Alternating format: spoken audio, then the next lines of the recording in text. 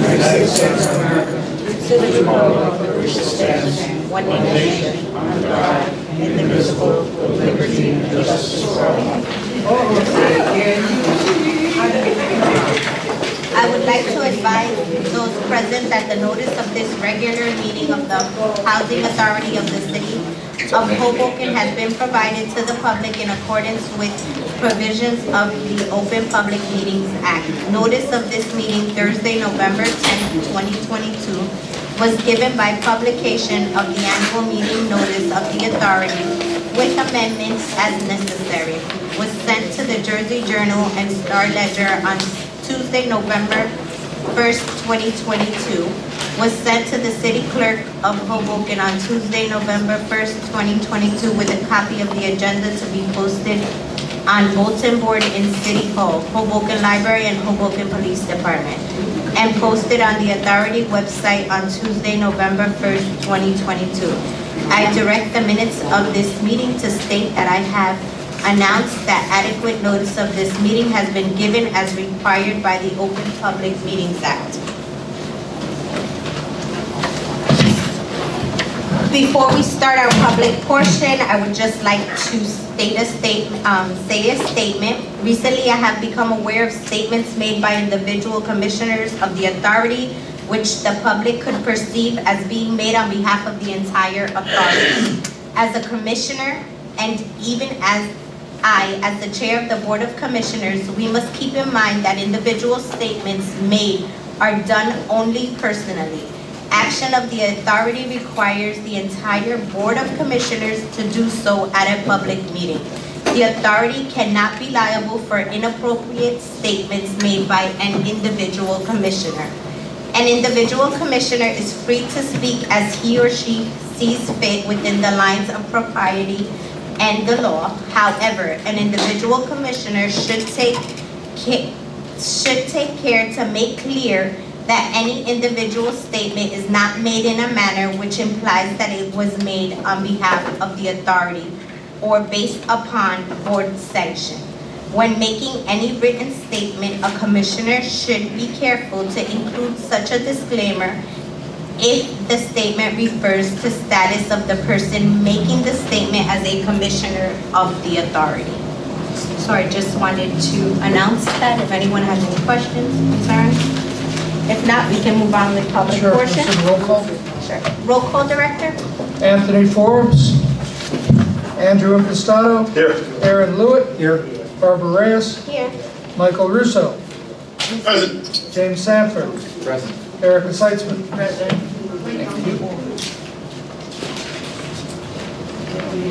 So public comment?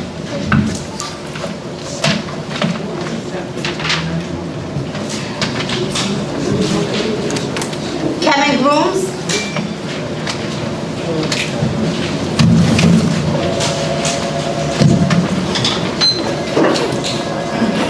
We didn't see this, right? The rule. They let me speak there. Do you want to pass this? No, this one. He didn't see it. Like I said, up there, my sister, I gotta walk up I gotta walk across the roof because I already broke at what, 310? 310, 311? Yeah, the alley is broke, right? 310, the 310, elevator yeah. is broken. She got across the roof. Now, she can't get in the building because her car don't busted in the building. So I'm saying that the people who live in 310 got across the roof because they can't get in 311 because their car don't bust them in. So she got right there to somebody come out. Now I gotta walk her up there. There's door crap up there. There's no light up there. No kind of light up there. It's pitch black up there. It's dark up there. I'm gonna walk up there. I'm gonna walk up there. My sister came from Key West. Took a video there. A video. It's a shame. Dogs up there. It should be no dogs up there. Period. Period. No dogs. Period. You can put what do you call that? You said the pipe. Yeah, but it's be no dogs. Period up there. No dogs. Period. If you put a sign, no dog. Period. You know, give them a fine. Put on the rent. $500 in rent. First time, second time, $1,000. Second time, $1,000. Third time, evicted. It's a shame up there. How can you walk up there? at night. There's no light up there, no light up there, no kind of light, no kind of light. And I pray that someone will help up there, because if somebody get mugged up there, you can't, it's dark up there. My sister is a senior citizen. I gotta come in my apartment, walk up there, because I don't mind. And we gotta look, you gotta walk like this, the dark crap like this. You can't walk nowhere up there. I know you said they did it today. Okay, that's good, that's all good. But I'm saying, tomorrow, the next day, I'm telling you, you gotta put a light up there. A bright light up there, or a camera. And catch who dog going up there and doing the business up there. It's a shame. Thank you. Thank you, Kevin. Kevin, I have a question. You said the key card doesn't work at the bottom? No, her card don't work in your building. I'm If saying, you're using the other building, you need Yeah. that card to have access to it. We can fix that. It works the other way. Yeah. We should fix that.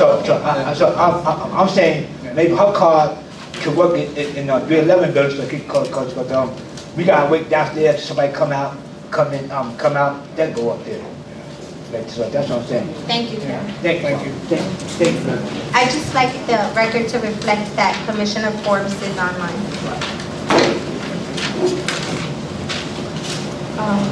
Michelle is there?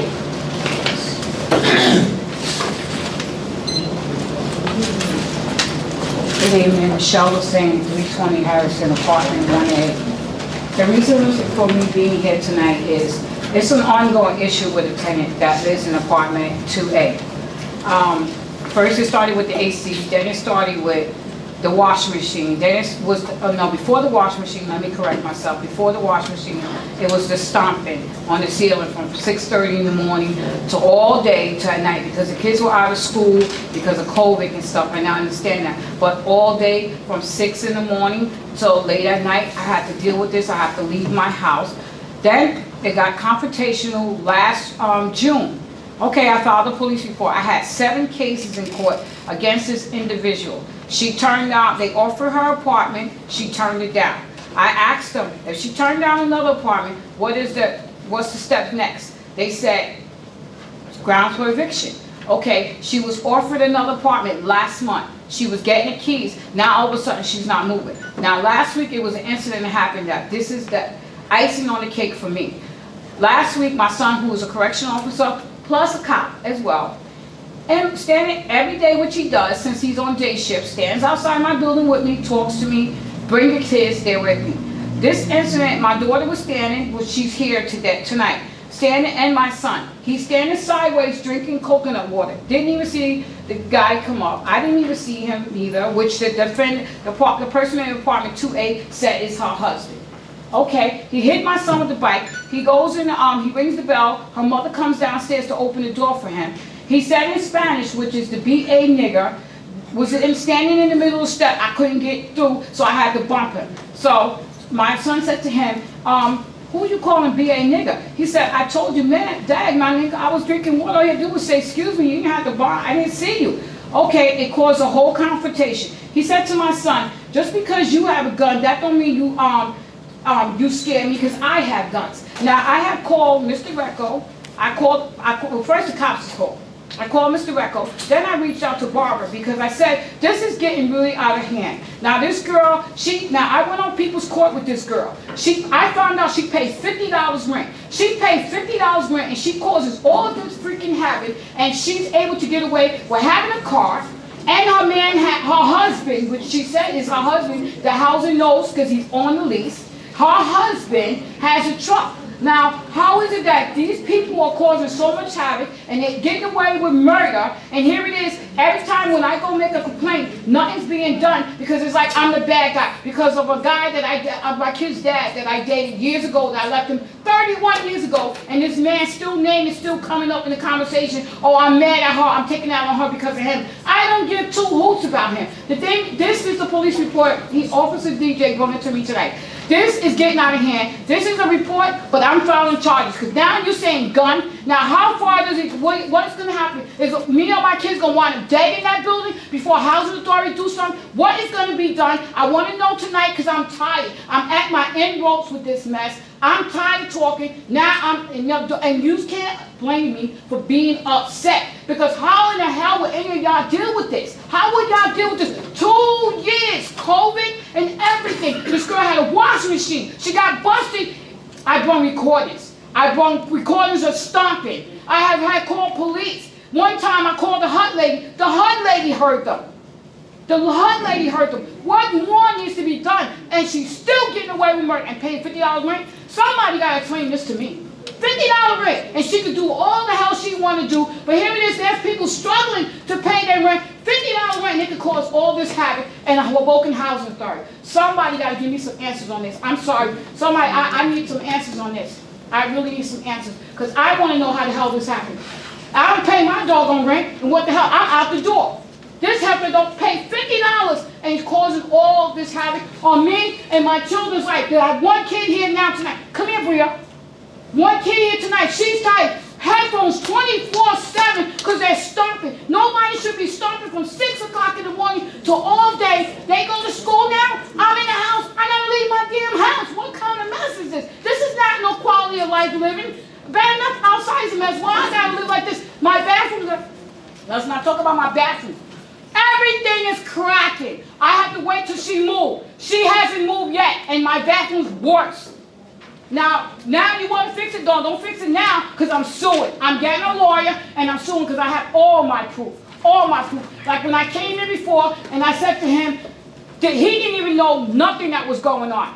And I talked to him in the kitchen, and I was going to send him all my police reports, but I'm not sending him because I'm not helping them because they've been lying to me the whole time. I'm sorry that I'm irate, but I'm upset. I'm at the end. When you say guns, you can't take nothing like that lightly.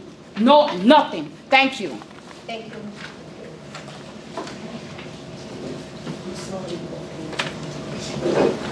Patricia Waiters. For the record, for clarification purposes, Mrs. Commissioner Rhea, you stated that individuality with the commission board as a board, and this is for you, Corporation Counsel.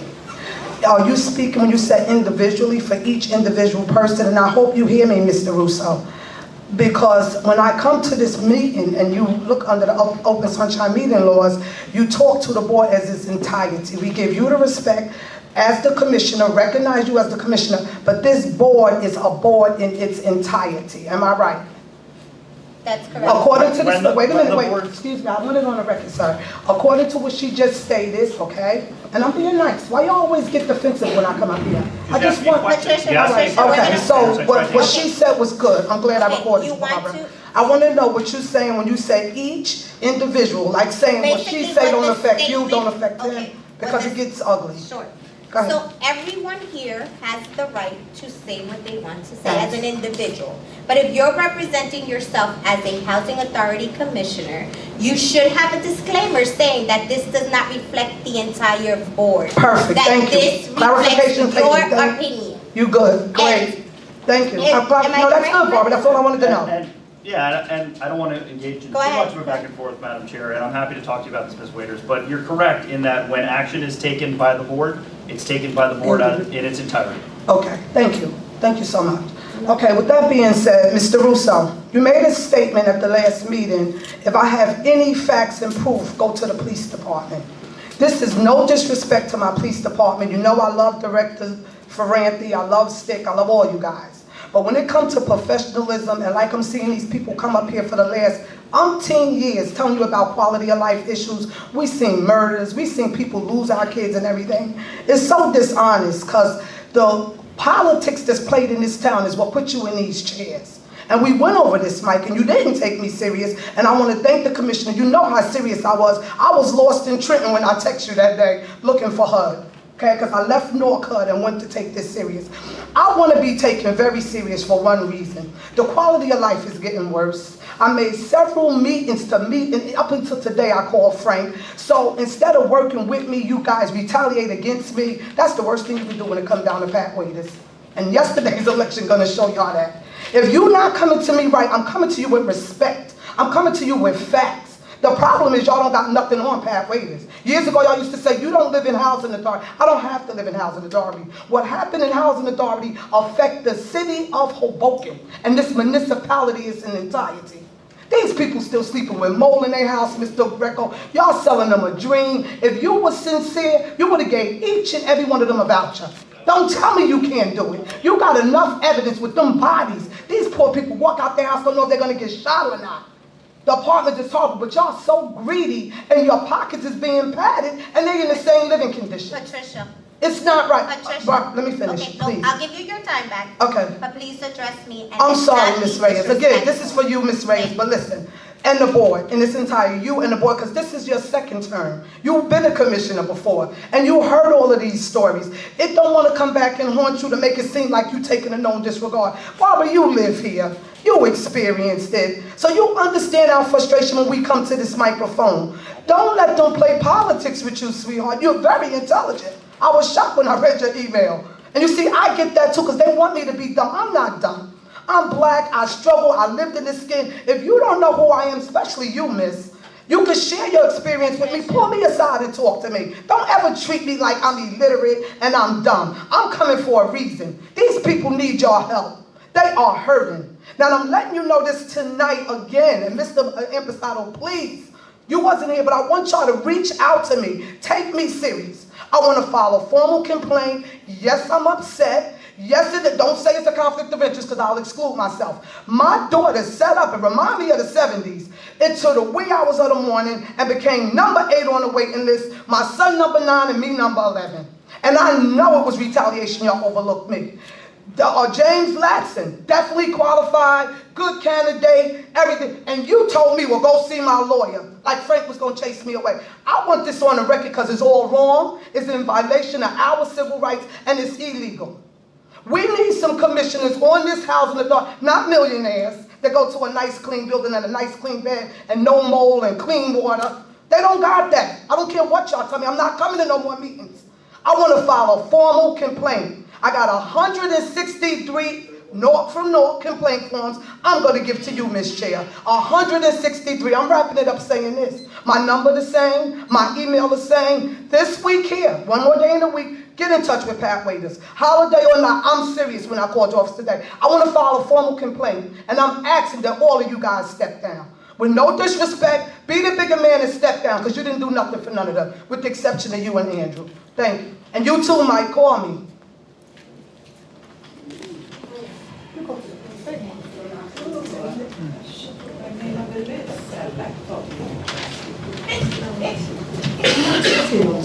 Director, would you like to continue with your Is that all of the public Yeah, comments? that's all for public portion. We only had 3 individuals. Very good. So I'll do my report. Thank you, Chairperson. I can't help but start with a general statement that I take umbrage that any of me or my staff is dishonest or in any way pads our pockets. I find that to be absolutely wrong and repulsive. It's not wrong, that's my opinion. And I would like to go on record as saying that that is very offensive to me. Well, I'm sorry, don't take no offense, but it's true. So my report starts with a thank you to all who took part in the courtyard celebration for Exton. It was a wonderful, heartwarming, and in many ways bittersweet morning. But there is so much love shown that day with the Housing Authority, with members of the city, with members of our community. She was a fine, fine woman. And it's one way of memorializing her memory with us. It will always be there as long as we are here.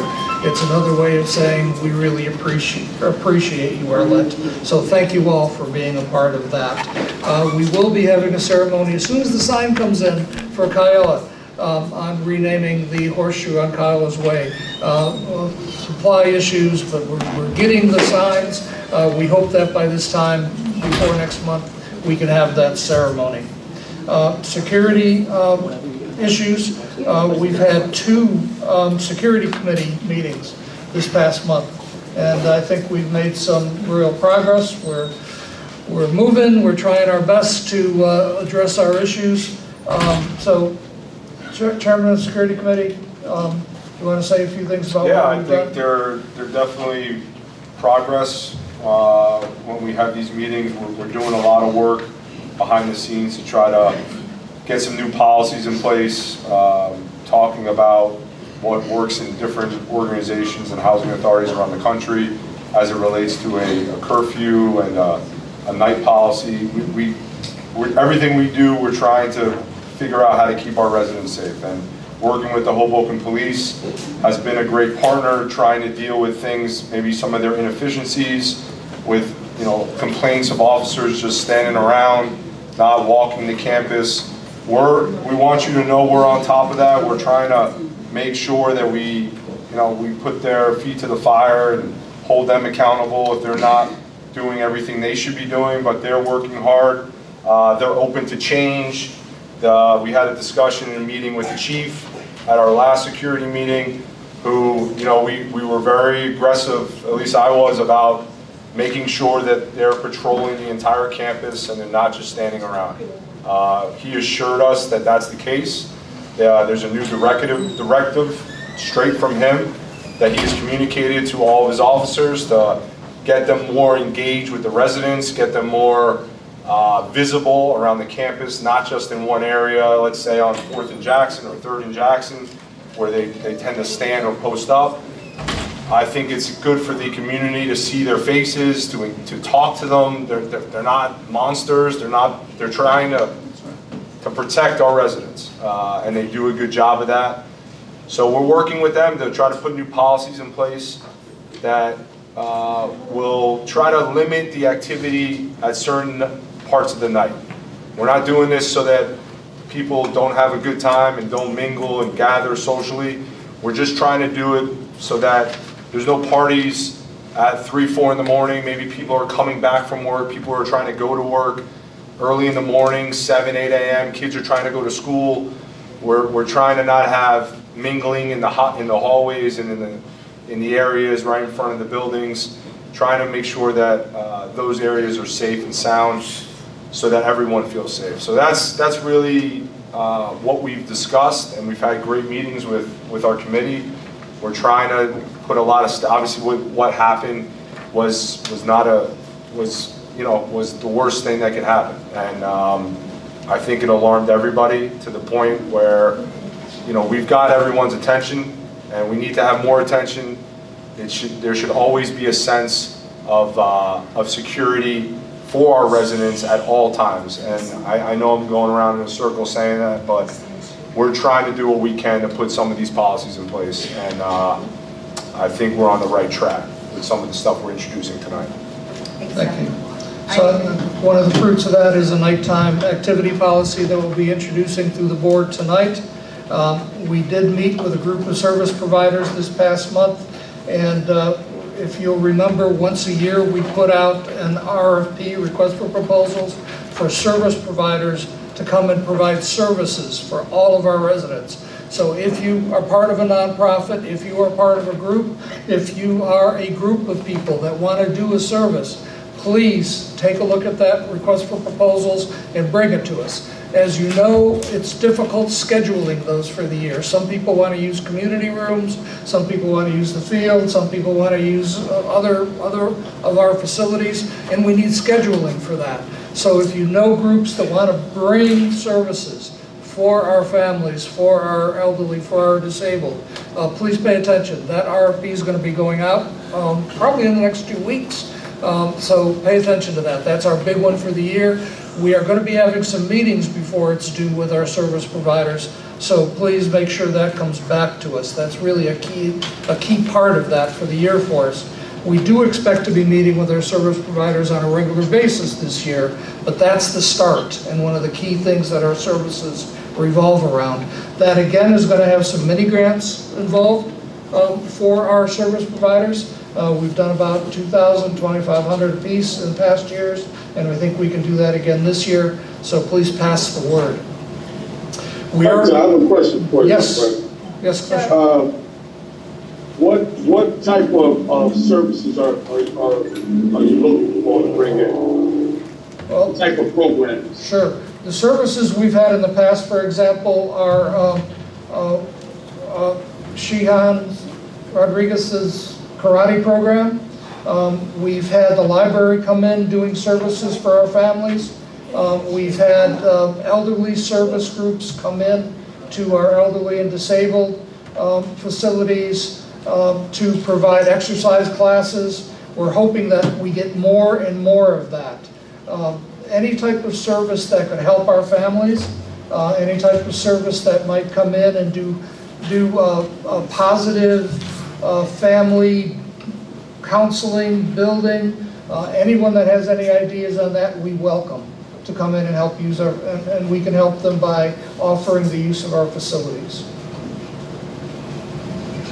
Does that help, Commissioner? Yeah, that's fine, that's perfect. Yes, wide variety. Director, I just, piggybacking on what you said, yes, we do have a lot of service providers that provide a lot of services to our kids, but I think we're missing the gap. We're missing the gap in our kids, our teenage kids, our teenagers, 13, 14, 15, all the way to 24. There's nothing for them to do. That's right. And that's where I think we need to focus as an authority to find things for these kids and providers and groups, as the director said, that want to do things with this age group, because they're the forgotten age group, and unfortunately, that's where all our issues are coming from. So I just needed to. Oh, thank you. Yeah, for example, the commissioner, our chairperson, and Erica were real involved in doing the basketball league this past year. Commissioner Passato brought trophies last month for that group, and to have that pride that that age group can come in and get a trophy as the champion of the Housing Authority Basketball League. We'd like more of that, and we as a Housing Authority don't always have the expertise in organizing those, so we're looking for groups to come in and help us. We've got a basketball court, we've got land, we've got community rooms, and the more groups we can have, the more activities, the better. It's important. It's one thing to have police, it's another thing to have reaching out to the community. We are beginning to design, which we'll bring to you and talk about, a defensible space concept at the rear areas of our properties that abut the light rail. We're kind of doing a preliminary design that we'd like to show you probably next month that takes fencing from the back of the buildings back to the light rail, so there's not a free walk-through area back there. So that's another part of our crime prevention. We can do better initiative. Our managers have increased the surveillance on the video system. We have increased the number of resident meetings at Andrew Jackson and Harrison. Our next meeting, folks, is at the 411 Community Room on the 17th. So we'll be there next week at 6:00 p.m. on the 17th for a community meeting. Our new security services bid has been rebid. Our new security service has been rebid and is before the board tonight. We do expect that our current company will continue until the new company is in place, and that's projected to be December 1st. Hoboken Housing Forward Initiative. Remember that our redevelopment is a step-by-step process. I see some familiar faces in the audience that were with our resident meeting that we had a couple weeks ago on October 26th, that we gave everyone an update on where we are in our redevelopment process. We are building that foundation so we can go forward. We have an area in need of redevelopment study that is complete and scheduled to be in front of City Council. Councilman, when are we going to have that baby passed? Is that already done? That will be voted on Wednesday next week. Wednesday of next week. Fantastic, fantastic. We're right on schedule. We've got the draft. We love it. We appreciate it. We've reviewed it. We're ready to go. Once that is done, then we're moving forward with the redevelopment study.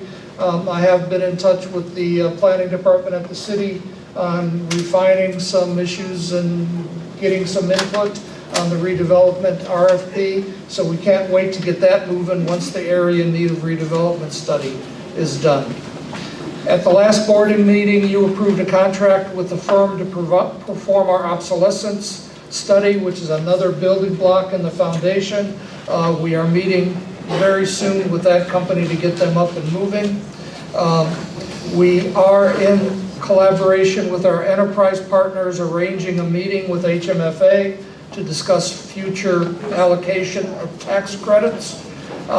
Regarding our special legal counsel, we have decided to delay until probably the first quarter of next year to put out an RFP, because that's got to be a yearly RFP, and we would like the redevelopment process to be in, the redevelopment study to be in process before we bring on legal counsel for that. I think the timing is important, so we're waiting for that first quarter of next year to put that RFP out. I mentioned a minute ago that we did have a special resident meeting on October 26th in this room. Ms. Shannon Leston of Enterprise Partners was in attendance helping me do the presentation. We brought everyone up to date on the area need of redevelopment study, future redevelopment process, and our continued dedication, most importantly, to our redevelopment principles. I think those still stand strong, that this board has passed those redevelopment principles, and we still stand by them. So I think that was a very, very good meeting. We continue to meet with our enterprise partners weekly. We are currently swapping off for 1 week with future planning, and 1 week, again, building that foundation, doing a deep dive into issues, statistics, where the housing authority is, where our budgets are, and what we can expect to be doing over the next 5 years. We do remain available for any forum that you want, whether it's 5 residents that want to get together and talk about redevelopment, anytime. I mean, we're going to have our meet and greets and we're going to continue with them. But if a group of residents want to get together, if a group that you're involved with want to get together and want us to do a presentation, we're available for those anywhere in the city, anytime, and in the county that you might want us to get people informed on where we are with our redevelopment process. We are available and we'd be glad to come on out. Director, have we thought about reaching out to our neighbors to educate them on where we are with our redevelopment and what we're doing? We'd love to. I think now having some of the condo associations, well, we all know that we're surrounded by condos. So we have them across from Mama Johnson. We have them next to 2nd, 3rd, and Harrison. So I think reaching out to those condo associations, reaching out to them, setting up meetings, educating them on what we're doing and why we're doing, how it's going to be a better quality of life, and having input from them as well, so that they feel like they're also a part of it, would be beneficial to us, because come time when we need their assistance, it's going to help us. Yeah, maybe just go over to like the Juliana, knock on the door. Yeah, or even I know most of those places have management companies that, I mean, maybe this is something that Danny can take on, where he can find out who the management company is, so that they usually condominiums like to have condo associations. You reach out to them, maybe set up meetings at their locations where we go there, we educate them, we tell them what we're doing and how we're doing it, and how it's going to benefit anyone. It's not just to benefit the residents, it's also going to benefit our residents. And I think that would be a good start. Great idea. And Corinne's on the call with us tonight too, so we'll be reaching out. We'll be following up on that for sure. Thank you for that.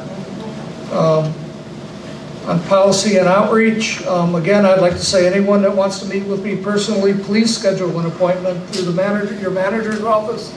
We are meeting regularly with tenants. We're having 5 to 6 meetings a week with residents on intakes, so please schedule those. You've got to schedule them though. It's really hard just to walk in, because I do meetings. So walk in and schedule them so we can be ready. We'll be glad to sit down with you. Ms. Shaw has the lead in the following initiatives. She's working on our resident handbook.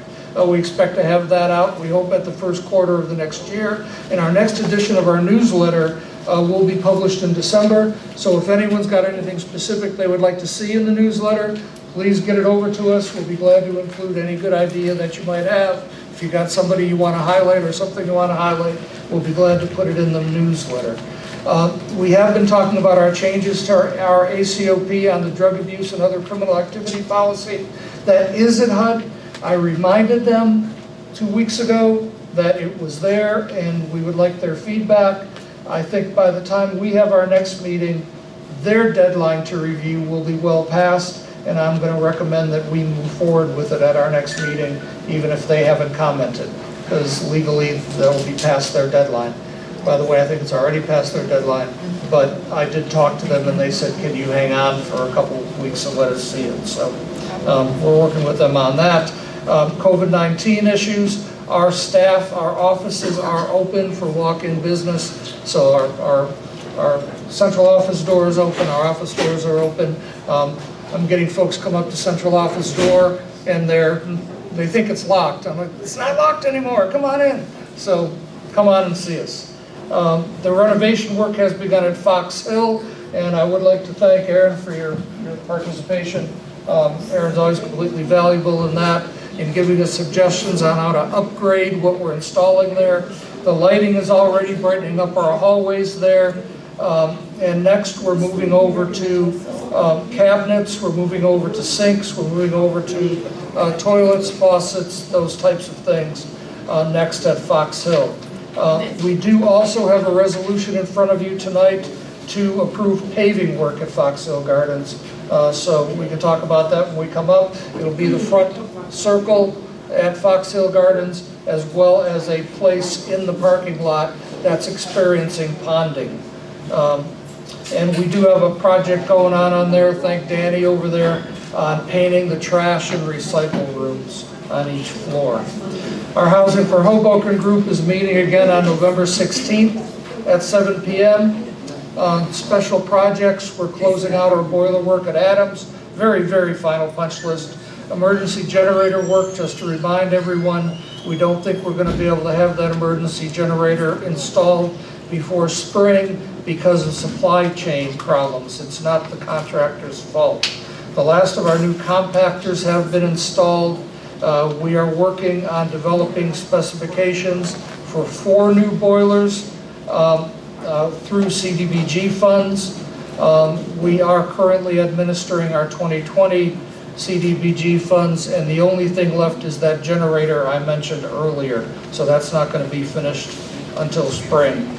I have some very good news on occupancy. We've exceeded our 96% occupancy goal.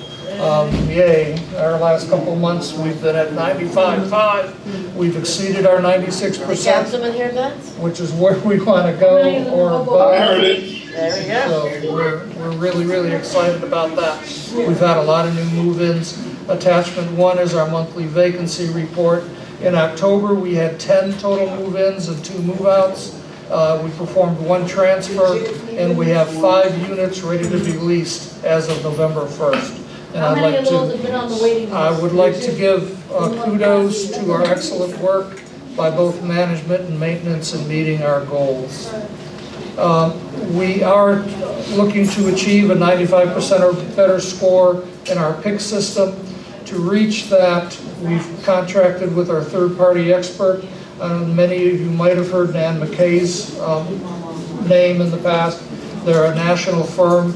They're coming in and doing a review of all of our files. They're giving us a report shortly. As a matter of fact, I think it may have hit us today. We haven't had a chance to look at it. We're then going to use that report to do training with our staff, revise the files, make sure we do quality control on all of our files. We may be moving forward with a quality control position. One of the things we've talked about with Nan McKay is they believe that we need a position to do nothing but monitor our files, make sure our managers are keeping up with their files, making sure those files are getting spot checked on a regular basis. So we're dedicated to moving forward and making this happen. Is that sorry to interrupt? Yes, no Okay. problem. Is that because of the finding from the audit? Yes, Okay. yes. So that's Directly related to that. That's your step to ensure that that finding doesn't happen. Directly related to that. But you Absolutely. can't pick somebody, you gotta be independent. So we have made significant progress on our tenants' accounts receivable.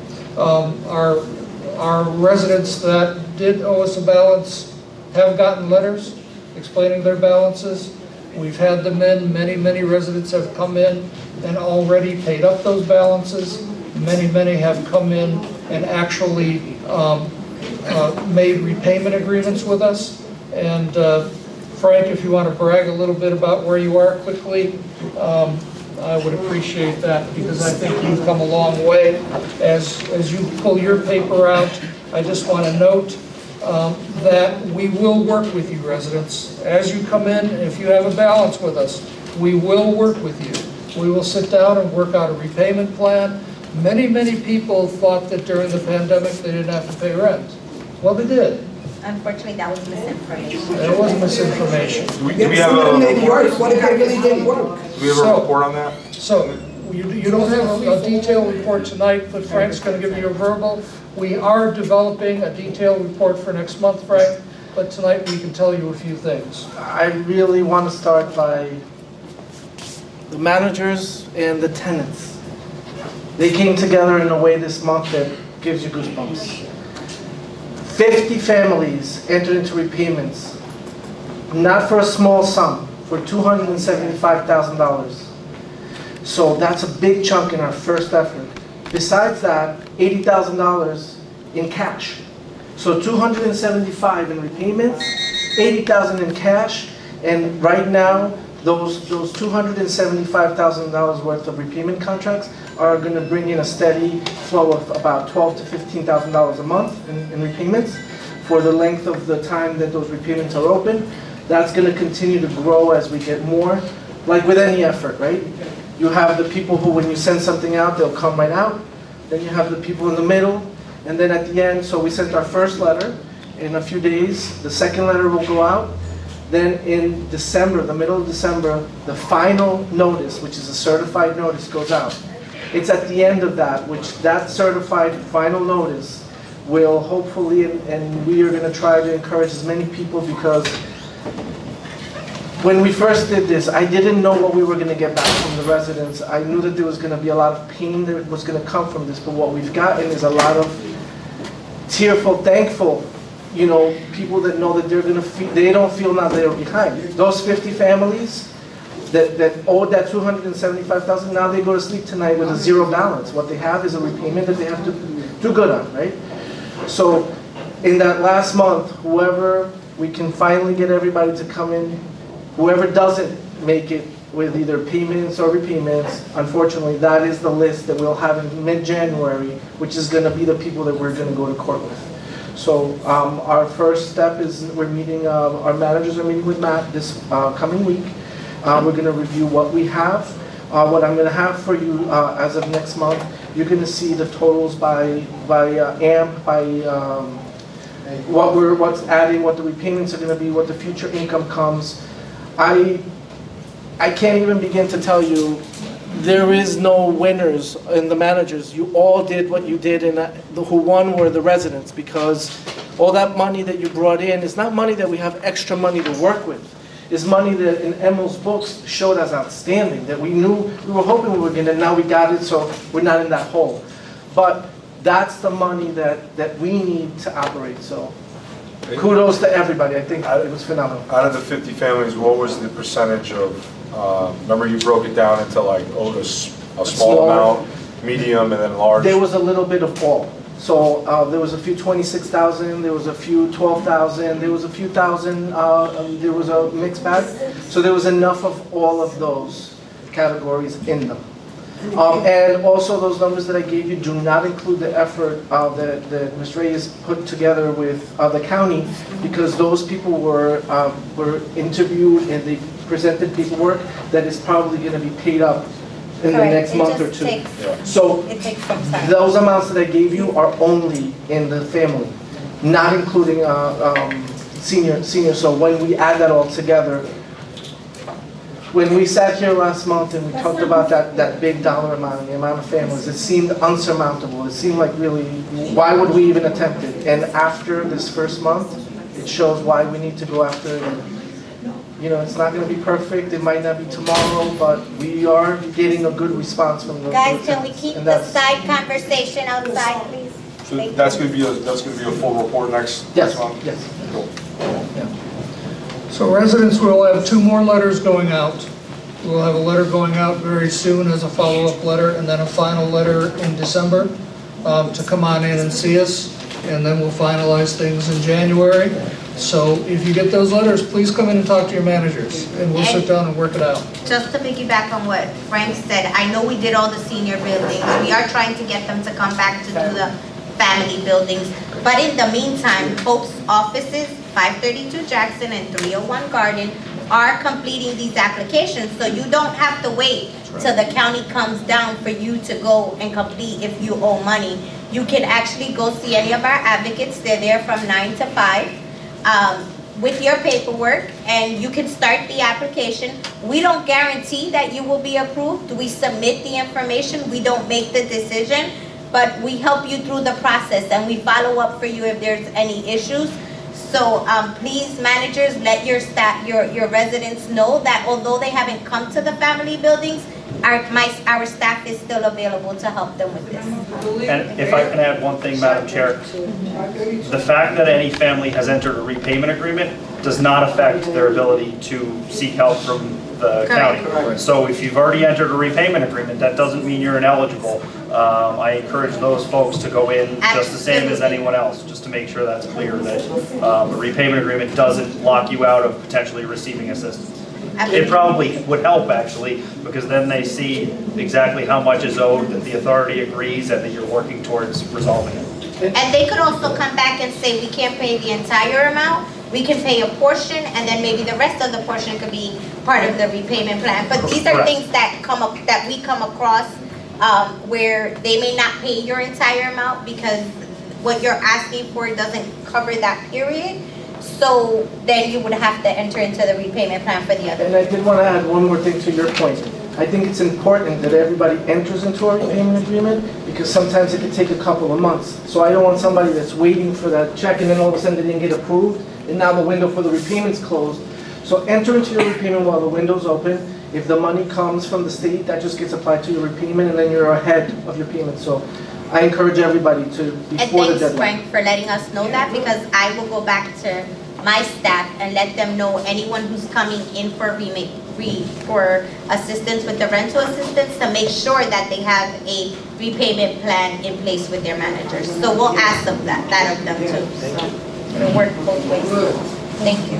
That's good. I'm glad you said that now it's for the regular people, because I know about 2 people that, because of an error, they've been going through that, but I'm glad that they're helping them. Yes, they could always come to our office, or you guys can call me and we can follow up. Thank you. Madam Chair, could I ask a question? Sure. Frank, when families are coming in and entering those repayment agreements, are we getting them on EFT withdrawals for rent, or are we not going down that road while they're negotiating? We can touch on that also. The portal is ready to light up to accept the credit card payments. So next week, tenants will be receiving a letter with a code where they can register to that. It's not tied to that direct, what you're talking about is direct debit, and we are continuing to work with Emil on that because that's more of an approval process through the housing authority. So Emil has the paperwork for that part. That's for people who have the payment ready to go. But the portal, which is an ad hoc feature, where if somebody owed $5,000, let's say they had $5,000 on a credit card, they could put it on the credit card through the portal if they signed up. They could do that tomorrow if they signed up. There is a fee for the portal. If you use a credit or debit card, there is $3.50 fee. If you use a check, it's $1.50. Once we have the direct debit feature set, that would be at no cost. Once you said, like for example, if you want to set your rent to just come out, or if you want, but we will be tying. We couldn't make that mandatory yet because that's not approved by the bank. But once it does, we will incorporate that to that process as well. Okay, great, thank you. And I couldn't be more excited. We're finally rolling out the portal. Yes. We are. So, and it's going to be fully functional soon. For residents, will be able to put in work orders. Residents will be able to check their balances. They'll be able to see what we have. Can't wait. It's going to be all online. It's coming soon. So it's coming soon. So we can do questions afterwards. Okay, good. Yeah. I need to write. We'll be here. I'm desperate. We have, speaking of audits, we've received 100% grade in HUD's system for our Section 8 program. Yesenia, I think, is back there. Thank you for your work on that, and the management team. That's really, really great news. We continue to chink away at the project-based voucher proposal. We're looking for the final year's budget from HUD, so we know exactly how much money we have, but we are going to be out with that, believe it or not. Our able team of maintenance manager Jackie and maintenance supervisor Sammy is leading the maintenance department. We do have a new building maintenance worker supervisor, Joseph. Did Joseph come in today? No, Joseph didn't make it. So this person is completely focused on cleaning the buildings with the building maintenance staff. So I expect to see some improvement on what you've been seeing and where we've been going. We have talked a lot with him. We're really excited about him being with us. He's a good, smart, hardworking young man. So keep in touch with us as he works his way through our buildings. He's already made a difference. We continue to work on emergency and preventative repairs. We had 8 large plumbing projects this past month through maintenance. And again, this is not normal maintenance. When you think of a normal maintenance, I just want to keep hitting on this, of repairing a faucet or repairing a screen. These are large jobs that they're going in and doing large plumbing jobs. Some of you have seen them, where we're going in and replacing pipes, we're having to take out walls. As soon as somebody calls, they have that leak, we're going in and fixing them. There are major projects being done by our staff. In addition to that, we have contractors doing major projects, and we had 6 of those in the last month. That's a lot of work being done. So if you've got those issues, please get in touch with us, get in touch with me, and we'll make sure we're in your unit making that happen. Unfortunately, our 310 elevator is still down. It's completely out of our control. We've been working with the elevator company. They're having a hard time getting parts. We are talking to them at least twice a week. Jackie's on them. They are showing up doing work, but it's still looking like it's going to be sometime mid to the end of December to completely fix the 310 elevator. And to bring you back, the reason for that is because when the fire happened at that building, there was so much water going down the shaft that it burnt out and hurt, if you will, potential of rust, potential of issues with the elevator system, that we're having to virtually rebuild that elevator shaft. So it's a big job, and it's costing us some real money, but we're doing it. And unfortunately, we're having to deal with that issue. And again, it causes issues like people having to walk over the top between the buildings, and people unfortunately walking their dogs there, as Mr. Grooms pointed out. They don't take care of their dogs. We're up there cleaning all the time, but unfortunately, folks aren't as respectful as we'd like. But we know it's a hardship on folks. We continue to say, if you do have a particular issue, get in touch with us, and we'll try to help in any way we can. We are going to have a special project over the next 30 days. We'll be in each and every family unit over the next 30 days, putting in new carbon monoxide detectors at any place that we have gas stoves and or gas service in that unit. HUD has a deadline for us. We've been planning this by the end of this year to have them in. We're going to beat that by about a month. So you're going to get letters. You're going to see us in each and every family unit to put in those detectors. Now, in our elderly and disabled units, there is not gas. We do not have gas stoves. We do not have gas anything in there. So you're okay. But where you have gas, we're required to put in CO detectors. We think it's a great idea. They're coming your way. We're going to have a crew doing that over the next 30 days. We continue to work diligently on extermination. Folks, it's everywhere in Hoboken, and it's around us as well.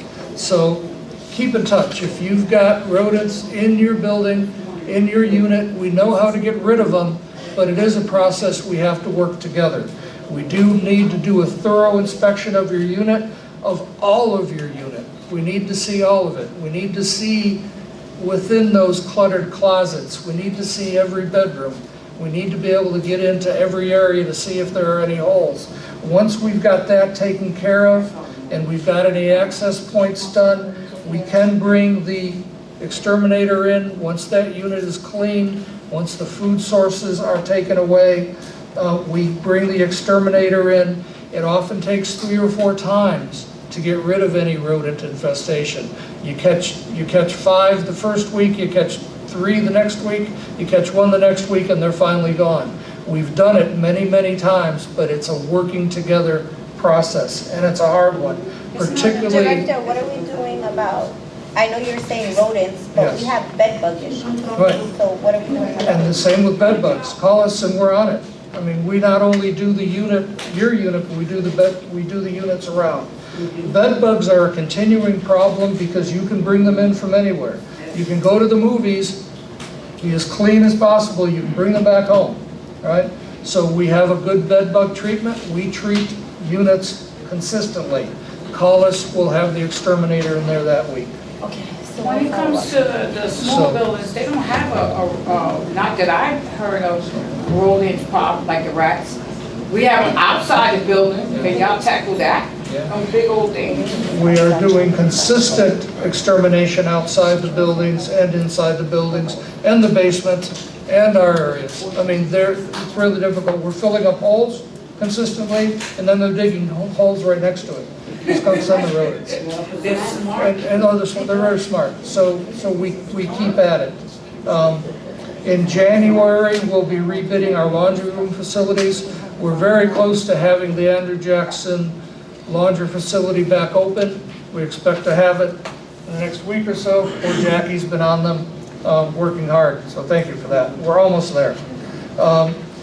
We were at the last meeting asked to provide a status of our boiler systems. That report is attached, so we can go through that or digest it, take a week to digest it. But I think it's an excellent report, thanks to staff. Just a Sure.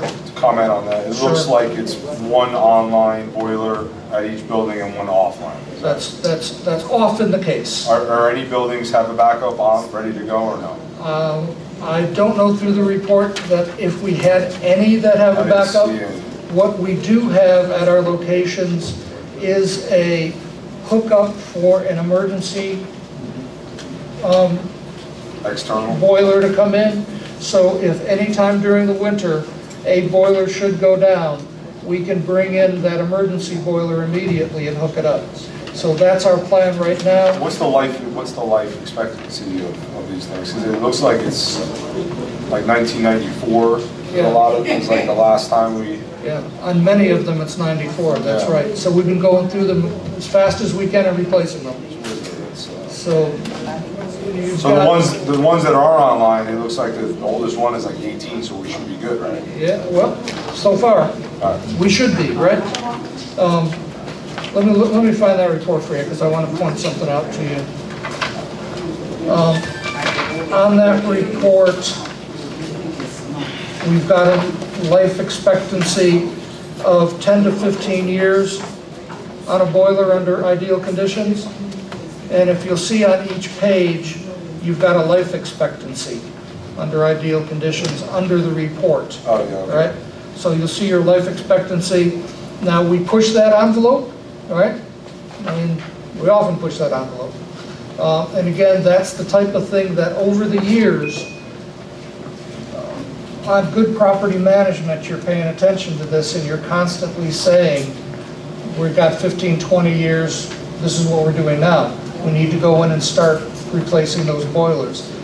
Those boilers over the years have been ignored and they haven't been replaced. So we're just playing catch up now with the CDBG money, and we appreciate the city very, very much for that because it's allowing us to do catch up on that.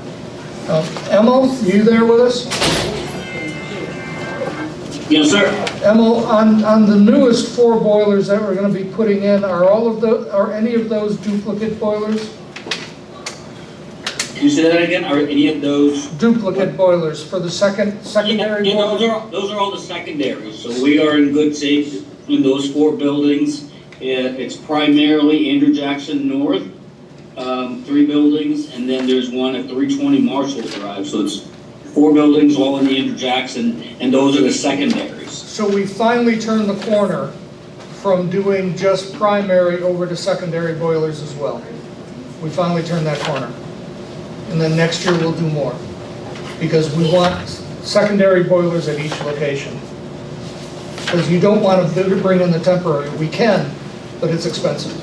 One of my first meetings, you mentioned capital improvements. It was boilers, roofs, and elevators, right? Yes. Those are the three main. Those are biggies.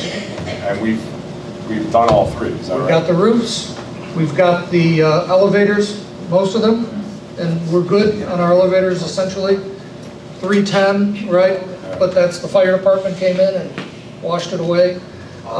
So we're overall good there. Now we're still working on the boilers, right? Until we've got 2 boilers at each location, we're not done, right? So we're still working on that. Now, one thing I do want to say on the boilers, it's one thing to replace a boiler, but as you can see here on the boilers, we've also got condensate tanks, sump pumps as a boiler, water makeup. So it's the system, not only just the boiler.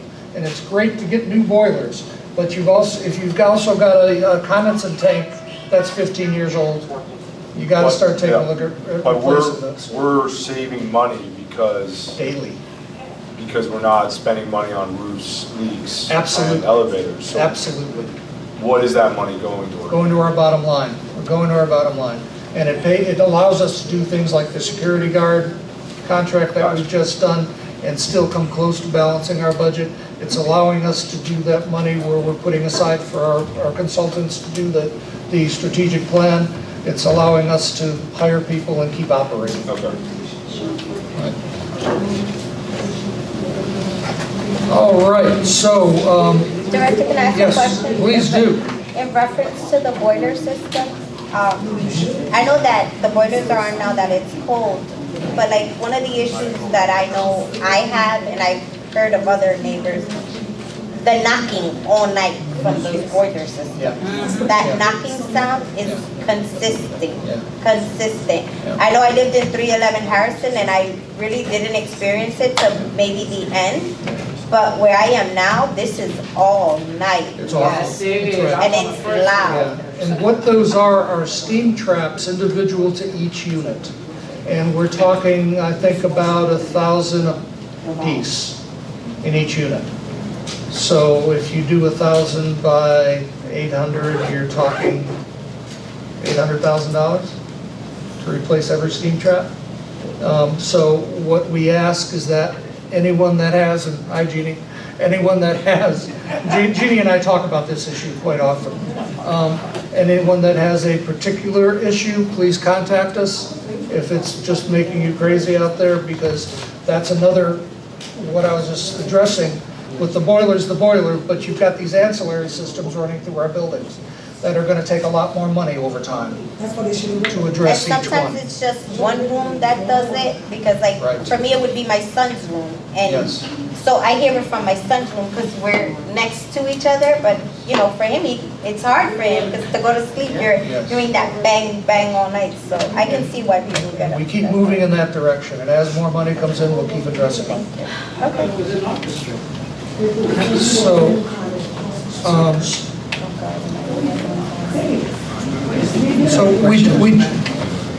well, we're not doing, yeah.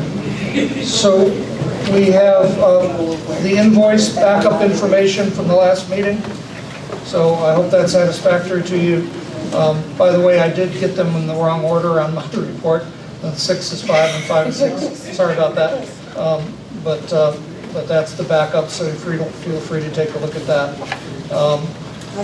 Financing is working on that final building for HMFA, and the process for the new towing contract.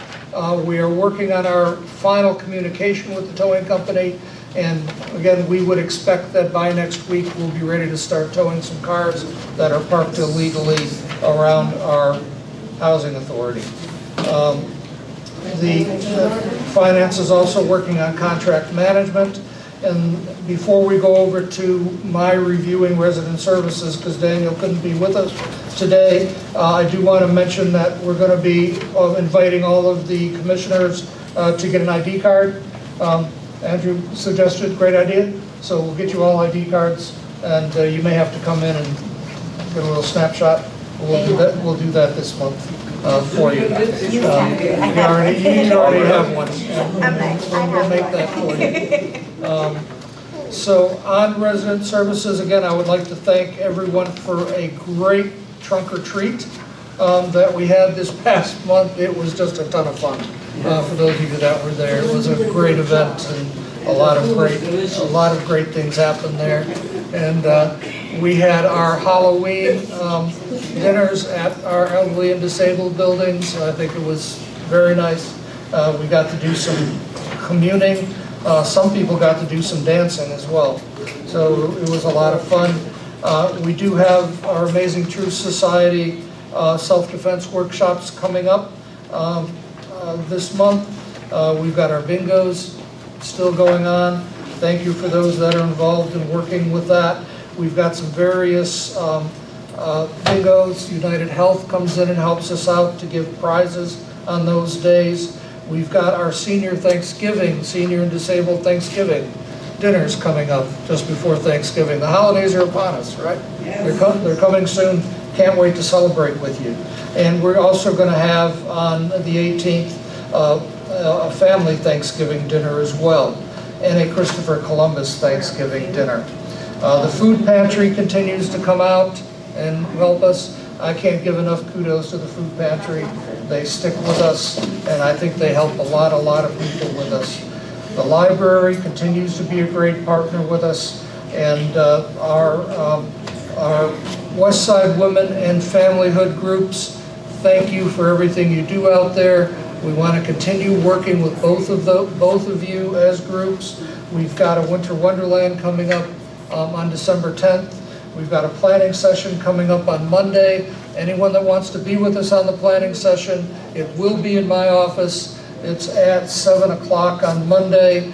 You can be on Zoom or you can be in my office. So I'll be sending out invites to anyone that wants them. We look forward to everyone working together and making it a great event. It is on December 10th. I hear last year's was great. I didn't get there. If you remember, I was recovering from my knee surgery last year. This year, I'm dancing with you guys over at that. So we have many activities going on for you all.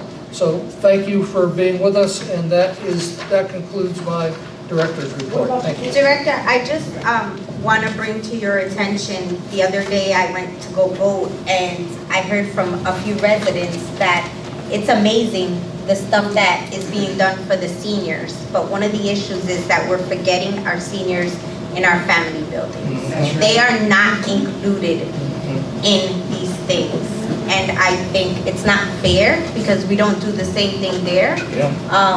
So I think that's something that we have to kind of put across the board, that, or maybe even when the flyers are done and it's being held at one of the sites, say all seniors on the property are invited. I know us as an agency, that's what we do. We invite, although we have it in the senior buildings, we open it up to any senior that comes in, you know, they're able to do it.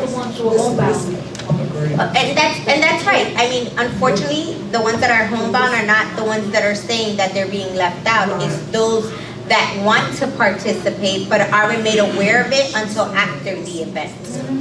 So that's, I think we have to get better with that. And that's been a pet peeve of mine since my mom was alive. I know you guys remember me always saying that. Like, I always find out after the fact I couldn't bring her. So I could understand why residents feel that way. So let's just try to do better in the new year with that stuff. We sure will, and we'll get together and devote some strategies to that and how we can make sure we get that to our elderly and disabled on our non-elderly and disabled buildings. So thank you. Good. Back to you, Mr. Chairman. Sure. Madam Chair? Sure. Director, just one thing. When you were going through your report, you talked about a lot of the plumbing issues. I actually had a good conversation with Local 55, and I'm not sure you're aware, but they actually have a plumber that does some contracted work. I forgot what the program's called, but they're basically like one entity now. So I think maybe you should reach out and have a conversation in those instances where we need emergency work done, or even to do some carryover work if we can't get to it right away. It might be a good conversation to have. Thank you, Councilman, we sure will. Awesome, thank you. And we need more. I also, Director, I also wanted to ask you, is there any update on the door at 320? Has that been resolved with the security door? I know that it was not locked. It wasn't locking, 320, 321. I think they're all fixed. Last I heard, 320 and 321 were repaired. They're locked? You guys got any info? They're coming in tomorrow. No, that's for the No, bells. that's not the I know the bells The are doors- not the working. doors across- So the doors are all locked Yes, in they are. Harrison Garden? No, they install tape through the top, we go and remove the tape so that the door doesn't, they find. Manager's saying they locked. Okay. Yeah. Okay, I just wanted to follow up, because I know that was an issue that we were having, you know, where the hanging out was happening, was there, because that was a free-for-all. It was an open door. Yeah, it was So that. I'm glad to hear that that was resolved. And I also wanted to just also piggyback on what Andrew said with the police. I sent the video to the director the other day. So I know some of the residents think that, you know, the officers are outside, they're not doing what they're supposed to, they're talking about amongst themselves. But I know just the other night, I moved to a smaller building, and it had to be like 3 in the morning, and I have a ring on my door. So every time someone passes my door, I get a buzz. And it so happened that it was actually the police. They were sweeping the buildings. So if you think it's not happening, it is happening. It's just, they may not be doing it when you guys are seeing it. They may not be doing it when you guys are seeing it, and I know sometimes we don't see it, so some residents say it's not happening. It is happening, because I did go back to my camera, and it was the police that was in the building. They were checking, making sure there was no one in the building. They went to the 3rd floor, came back down. So it kind of makes me feel safe that it is happening, and thank you guys. So. They was doing 311 the other day, because Sure. Barbara, they was doing 311 the other day, because they opened the community and scared the crap out of me, because I was ready to fight. And I look, it was them. They was going up the stairs. I seen them. I said, oh, I didn't know they were checking all the way. It's always nice to hear that. I know that Andrew had brought up at one of the meetings that he would like the officers to kind of get up and say something. If you guys have anything to say, or to the residents or anything, this would be your time now. The monthly tidbit, Yeah, the monthly helpful tidbit. hints.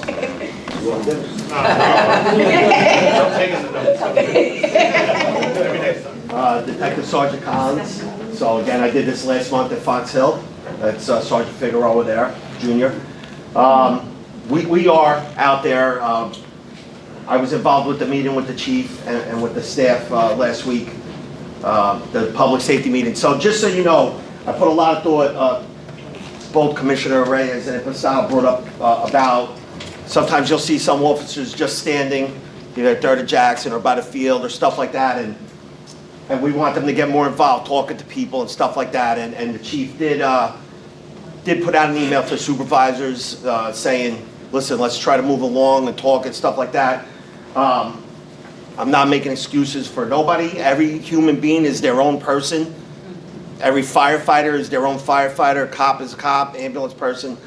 One little thing I thought of, and I wanted to tell both of you, and I thought of it like during the week, and it's a way we're going to work with it, and we're going to train our officers better. It's, as you may know, a lot of us wear body cams, even in plain clothes. I'm working right now, I have a body camera on. So technically, I'm in a meeting, so I don't have to turn it on right now. When an officer is approached, so if there's an officer right now sitting at 3rd and Jackson, and Commissioner Impastato starts walking over to him or her and says, officer, blah, blah, blah, just so you know, our policy says they got to turn the camera on. There's going to be a civilian encounter. It has to be recorded. The camera has to go on. So some officers, I'm not saying, you know, me, I'll turn it on and talk to you, and then if you ask me and it's not an emergency and you ask us to turn it off, we can. Okay, but it does go on. So some officers, like I said, I'm not speaking for all, may, not that they're trying to avoid to talk to anybody, but they may try to just keep you off camera by just standing to the side while you're walking, and they may just do like one of those. Instead of having the good conversation, But that's something that will be addressed and with better training and it's okay to have the camera on. It gets tagged. It's not like it goes out on the internet or anything like that. There's laws that have to go through it. But we are trying to tell officers, talk more, learn more, get more information. You may know where something is happening because somebody may point to you, go there. So we're working on it. There's younger officers now in Hoboken that we're trying to get there. Like Commissioner Reyes said. So the last couple of weeks, my hours got changed. I've been working later hours, and especially the midnight patrol. Last night, they were doing so many buildings. At one point, I lost track of who was doing what building and walking up and down. I know that the elevator still broke because I heard them say it 5 times, that they were going 311 to go over the roof, and they're leaving messages with the housing number. You know that emergency number? If it's something bad and I'm working, believe me, I text both directors, Frank and Mark, right away. They'll acknowledge me. I can tell you 1, 2, 3 in the morning, they'll acknowledge my text, stuff like that. So we are trying. Nobody's perfect. No, I'm far from it, but we are trying as a police department. Captain Jacobelli and Chief Aguiar are very much on top of trying to just better, not just housing authority, the whole city of Hoboken, you know, Even IAD. I like the idea when I come out that I see the police cops. I like it. There you go. So I appreciate that. My one little tidbit, you put me on the spot now every month. So I thought of a tidbit, something I taught my family or whatever. Well, 2 things I noticed, especially about Hoboken. If you're walking odd hours and if you're going home, so this is housing authority, the residents are going to address. Always try to be like on the phone with somebody. So in case you do feel unsafe or something like that. Or let me even tell you this, for right now, for today, for the housing authority, you see one of our officers standing there and it's 11, 12, 1 and you worked late or whatever, you were out and you feel a certain way, just, officer, would you mind walking me to my door? They're going to do it. Unless there's an emergency happening, they'll walk you to your door. Just remember their camera will probably go on, but that's, who cares? They'll walk you there. And a second like little tidbit, if for like a security in your house, this is an odd thing. I taught my family this, and I mainly taught the females in my family. Your car alarm. If you don't have an alarm for your house or something like that, and God forbid something ever happens, knock on wood, and somebody breaks into your house, set your car alarm off. Might take a few minutes. They'll run your plate or whatever, but cops are going to wonder why your alarm's going off. Ultimately, we get to your house somehow. That's just like a little, Great. like you call it tidbit. So. Perfect. Anything? No, thank you for that. Oh, do you want? They're a lot of money. Thank you, Sergeant, Detective. We're really. Do you want to ask, anybody has a question? Yes, I gotta thank the police department because they be out here in the morning, about 4 in the morning, 3:34, sometimes we get little things going on over there because when I go to dialysis, and then sometimes we have people walking to the wall at night, so they need water sweep. Good. We're trying. Like I said, we're not perfect. We are trying. On my floor, I am the cop. Oh, there you go. See, we The can red that. light to the boat. You don't live here, you don't hang out here. Right. And I stop them because I've always been like that. The first persons that come into this building are my grandkids. If I take care of my grandkids, I'm taking care of everybody's child. There you go. And feel free to call us if you need us. We're here for you. That's why we get people. If you want to go over laws afterwards, after the meeting, I'll go over any law you want to go over. I tell you this, somebody come in my window, y'all come and find them out. And I would like to thank the sergeant for what he said, and yes, thank you. And I would like to make sure we're applauding them for everything over the past. I would like to thank them for everything they've done, because I can testify that they have changed. They have listened. They have listened. We have listened. We have dialogued.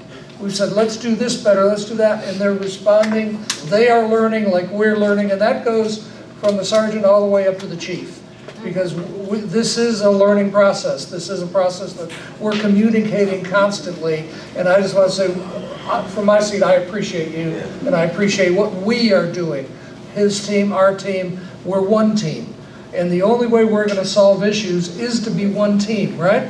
whether it's planning events, or whether it's fighting crime, or whether it's making our housing authority better. We've got to figure out how to put our differences aside and work as one team. And the experience with the police and with the residents has been a prime example of that. So thank you. Just wanted to say that. Thank you, Director. Does anybody have any committee things that they'd like to say? Any committee? No? You don't have nothing to say? Yeah, I think the security committee was the main activity this month. Okay, so then that would be, we can move on with the resolution. Yes.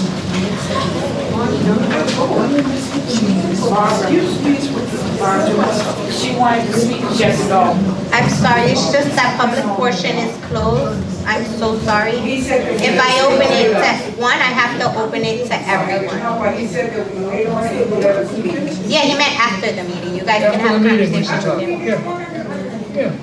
Sorry.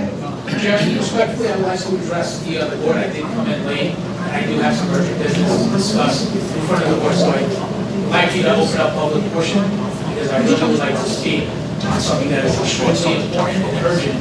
The board needs to hear what I have to say. Oh, excuse me. I'm sorry, with all due respect, Mr. Bronco, because I know you personally. If I open it to you, I would have to open it to everyone that's here today. This is really urgent, and I do have to address the board. I apologize again for my tardiness. I thought that the public portion was at the end, but a certain commissioner made a lot of allegations about me, and I need to address them to the board. He signed it, the Hoboken Housing Authority Commissioner, and I am here to address those allegations that he made on social media and in the press. So I really do need to speak publicly to the board and to your attorney. It's up to you, Madam Chair. Under the bylaws, public portion has ended, and I agree with you. If you open it up for one, you'd have to open it back up for all. What I could ask, if you'd like to address our board, if you would like to address our lawyer after the meeting, you're more than welcome to. But again, I am not comfortable with opening it up to everyone all over again. So at this time, no, I'm not. How many people want to speak? Yes, sir. I just have to ask some questions. We have three.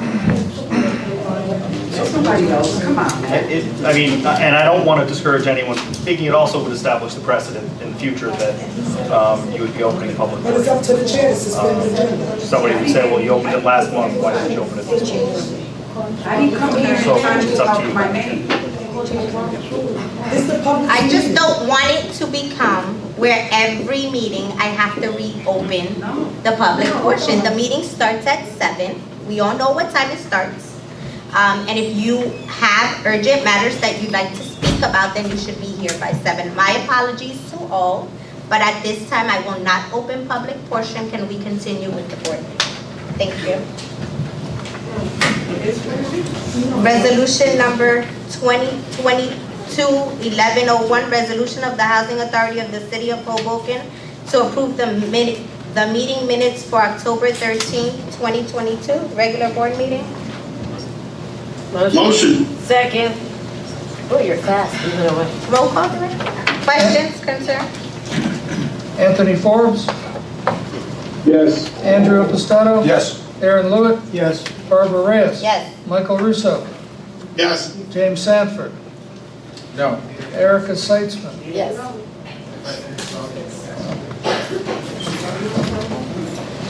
Resolution number 2022-1102, resolution authorizing the payment of monthly list of bills for the Hoboken Housing Authority. Motion. Second. There we go. Questions, concerns? Just the one question on the Fitzpatrick and Waterman. Of course. I mean, Of course. it is a large number, so, and I do see there's an asterisk next to it. Is that for COVID? But are we still calculating that as COVID matters? No, so all the asterisks means is that, so the list of bills was initially distributed last Friday with the board packet.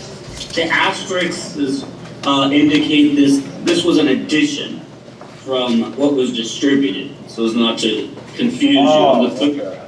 You'll see that those items are basically additions since the initial distribution. Yeah, so just if you can give us a clarification of what, you list a bunch of stuff here, legal counsel for tenants, RAD, special legal. So what, can you break that down a little bit? And I also think that was for 3 months. Oh, okay. August through So, October. yeah, August, September, and October. Okay. And not to jump in on you, Director, but normally we bill monthly. Because of our schedule, we didn't bill 1 month, and then personally, I got COVID, so we didn't bill. Okay, so cool. that's Yeah, for it's 3 just- months, which the number seemed like a lot. it is unusual. I didn't That's why see it that. looks like an unusually high Thank you for number. the explanation. Thank you. Thank you. Any more questions? Director? Anthony Forbes, Yes. Andrew Impastato, Yes. Aaron Lewitt, Yes. Barbara Reyes, Yes. Michael Russo, Aye. James Sanford, Abstain. Erica Seitzman. Yes. Resolution number 2022-1103, a resolution of the Housing Authority of the City of Hoboken to enter into a shared services agreement with the Housing Authority of the Township of Irvington. Motion. Motion. Second. Second. Questions, concerns? Anyone? Why? No. We're ready? If, I just have a question. So in reference to this, and I know it's for legal services, this is not going to affect us That's in right. any way, or we I'll be still glad will be a to- priority? I'll be glad to explain. Okay, thank you. Yeah, this was a request by HUD. Because as some people know, HUD has taken over the Irvington Housing Authority. They're in receivership. HUD's taken them over. And HUD is managing the Irvington Housing Authority.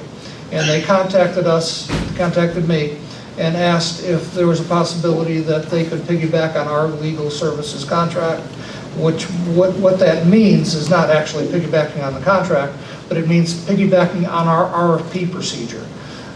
One organization is allowed to piggyback if we've done a legal correct procurement procedure. They can piggyback on our procedure. Now, once they piggyback on that, it means that they don't have to then go out and bid it because they piggybacked on ours. HUD encourages this. This is in the Code of Federal Regulations. They encourage one organization to piggyback on another, and this was an easy example of us being able to help HUD, who's working at Irvington, to quickly gain legal services with our fine legal firm. It commits us to nothing else, nothing else. Once we agree to do this, they then take the ball, approve it through their board, and boom, it's done, and we have no other commitment on this. Okay, perfect. So that's it. Roll call, Director? Anthony Forbes, Yes. Andrew Impastato, Yes. Aaron Lewitt, Yes. Barbara Reyes, Yes. Michael Russo, Aye. James Sanford, No. Erica Seitzman. Yes. Resolution number 2022-1104, resolution of the Housing Authority of the City of Hoboken to award a contract to Cooperative Communications to provide telecommunications services. Motion. Motion. Second. I have a question. This is for the phones? The That's right, it's telephones? for our telephone service in our offices, all of our telephone and fax services in our offices, and it's going to save us quite a bit of money once we do this. It is a public utility. We have gone over the numbers and service in detail, and this is going to be a very, very good deal for us. So we're looking forward to entering this. Emil, anything else you'd like to add to that? Yeah, this covers the authority lines with the POPs lines, the plane over telecom services. So this is not only covering the lines of the offices, this covers the fire alarm panels, this covers the elevator phone lines, and also the card access. And if I could add one thing, Director. The Director mentioned that this is a public utility, which means this is exempt from bidding under the New Jersey local public contracts law. Essentially, the state designates public utilities, whether they be telecommunications companies, water, things like that, and the state regulates that heavily. So the state essentially is taking care of what would normally be taken care of under a bidding process. So that's why there was no bid and multiple bids submitted here. Essentially, the state has taken care of all that for you, and you can now reap the savings. Thank you. Any questions? Director? Anthony Forbes? Yes. Andrew Impastato? Yes. Aaron Lewitt? Yes. Barbara Reyes? Yes. Michael Russo? Aye. James Sanford? Erica Seitzman? Resolution number 2022-1105, a resolution of the Housing Authority of the City of Hoboken to award a contract for security guard services. Motion. Second. Questions, concerns? Director, roll call. Anthony Forbes? Yes. Andrew Impastato? Yes. Aaron Lewitt? Yes. Barbara Reyes? Yes. Michael Russo? Aye. James Sanford? Erica Seitzman? Resolution number, guys, I ask you to respect, please. Thank you. Resolution number 2022-1106, a resolution of the Housing Authority of the City of Hoboken to award a contract for paving at Fox Hill Gardens. Motion. Second. Questions, concerns? No? Anthony Forbes? Yes. Andrew Impastato? Yes. Aaron Lewitt? Yes. Barbara Reyes? Yes. Michael Russo? Aye. James Sanford? No. Erica Seitzman? Yes. Resolution number 2022-1107, a resolution of the Housing Authority of the City of Hoboken to establish a night activity policy. Motion. Second. Questions, concerns? Maybe you want to outline it, the rules and regulations? I'm happy to speak directly. You want to take the lead, and then I can. Sure, I can take the lead on this. The Security Committee has worked very hard on this. We, I think jointly, along with the police department, have really struggled with the issue of how we can make our development safer. What we can do to make our development safer. And one of the things that is very clear, that we are having a problem with large gatherings in the evenings. We are having a problem with people being on our sites late into the night. There's drinking, there's issues going on, there's gang activity, and we have very few tools to deal with that between us and the police department. So our proposal is to do a nighttime activity policy, that the Housing Authority is saying very clearly that during the hours between 10 p.m. and 5:30 a.m., that if you're going to be on our property, you need to be either going to your unit or coming back from your unit. You're not to be hanging out, loitering in large groups, making that happen. That if you are on our property and you don't live here, you're not supposed to be here. You are supposed to be going. You can go visit your friend, but you're going to visit your friend. You're not just hanging out over by the basketball court all night, all right? You're not having 5 of you hang out. You're not selling anything. If that is done, we can then identify who you are. We can then take action against your lease. We can then refer you over to the police department if that's appropriate on trespassing charges.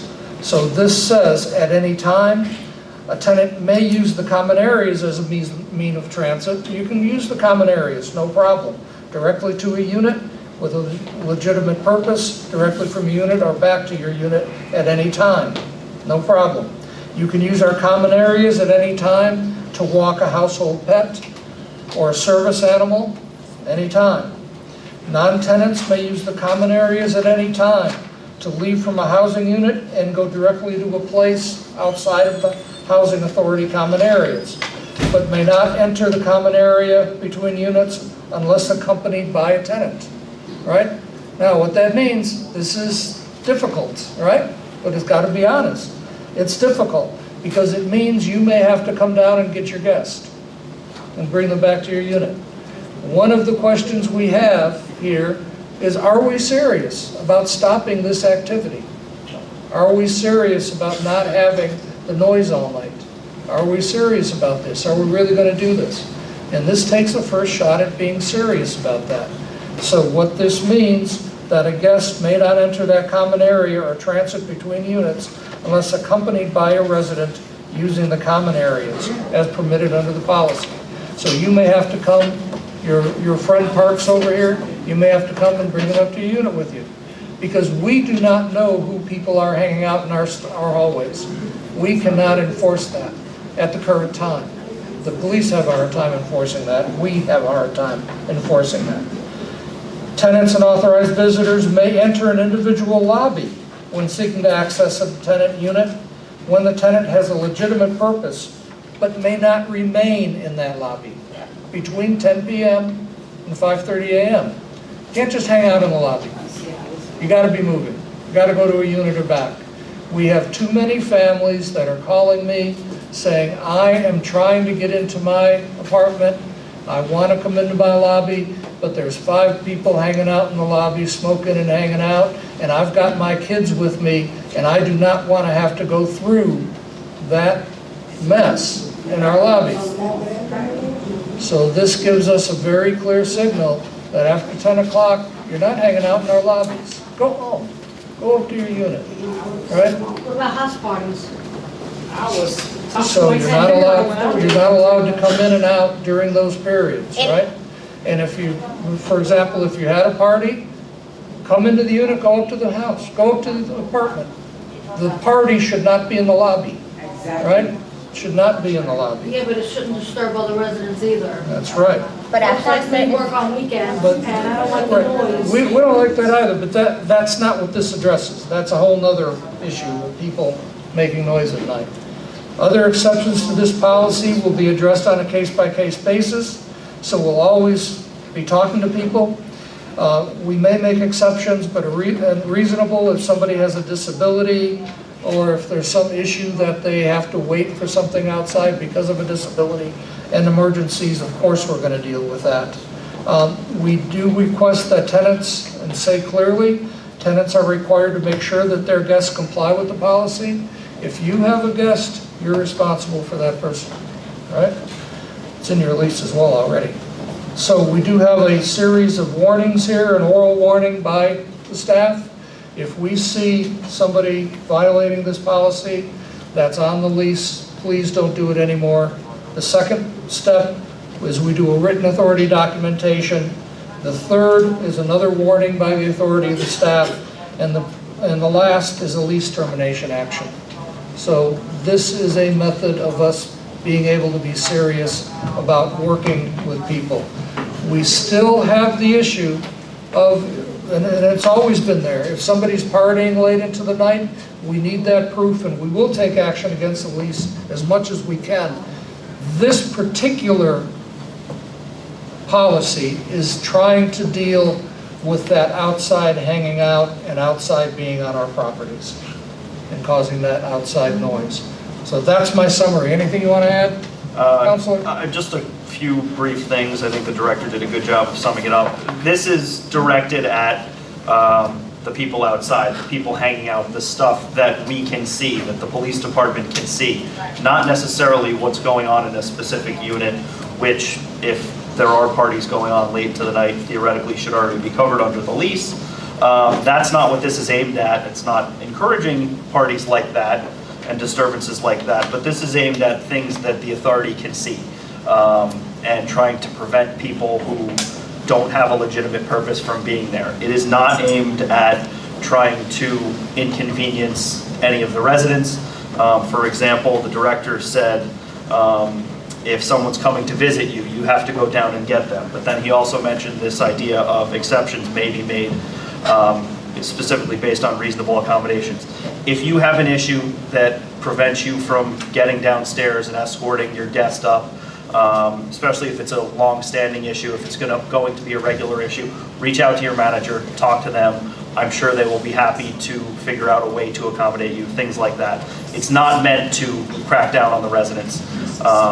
It is meant to try and foster safety for the residents and try and keep some of these people who are causing problems, who don't have a legitimate purpose to be here, out of here. And as always, this is, I mean, there were a lot of discussions about this.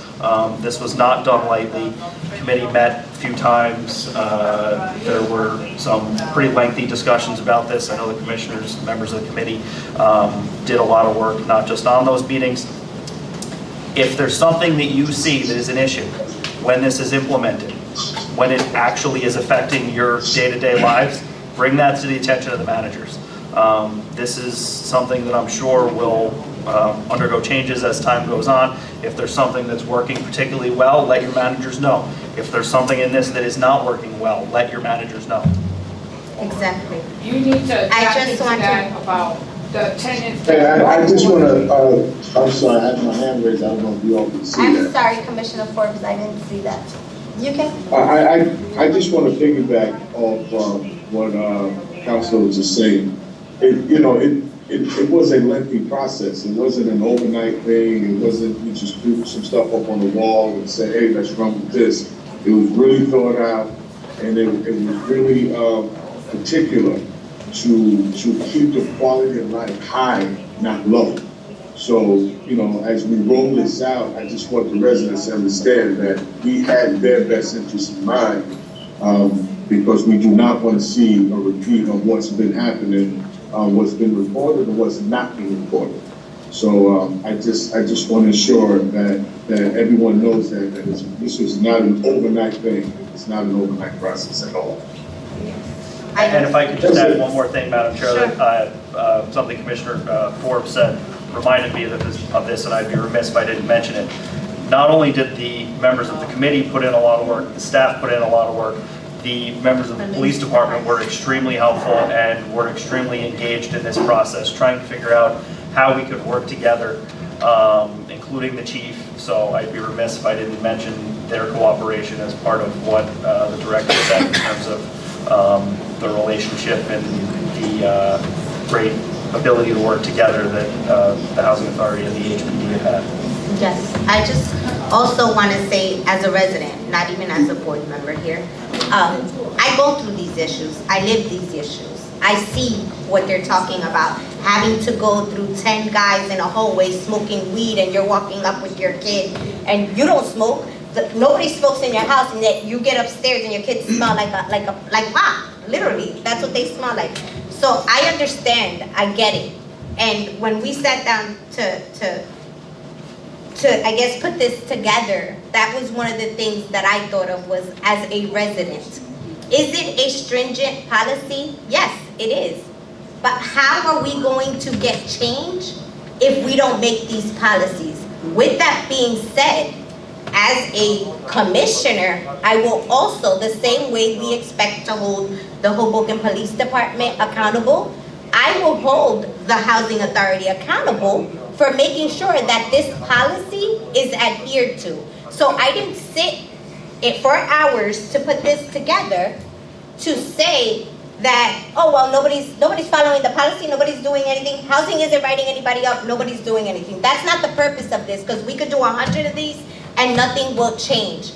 The first thing, unfortunately, after what happened, the first thing that the residents came and said was, we need change. When is the Housing Authority going to do something to change what's going on? So guess what? This is the first step in making these changes, and we're making them now, because if you thought last summer was hard, if we don't start making changes now, I don't want to know what this summer is going to be like. So again, as the lawyer stated, if you guys see, as residents, see things that are not working, let us know. Like, this is not working. This is why it's not working. This policy also is not in place for the cops to be told, oh, there's a person there at 10 o'clock, let's move them out of the area. This is something that the Housing Authority is going to really be responsible for and hold the residents accountable for.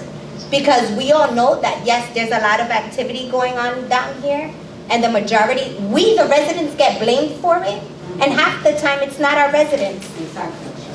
And that's another good point, Madam Chair. Yes?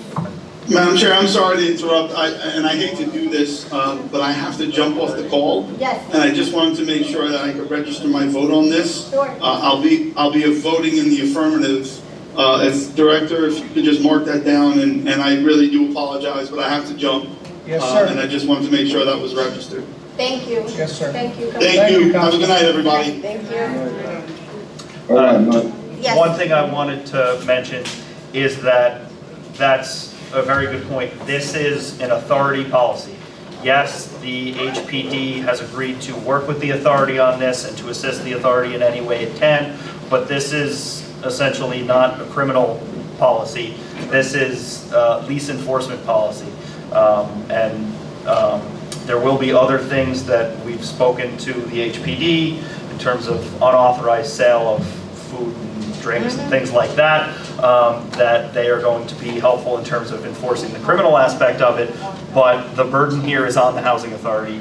A lot of this will come down to people who are seen by authority staff members.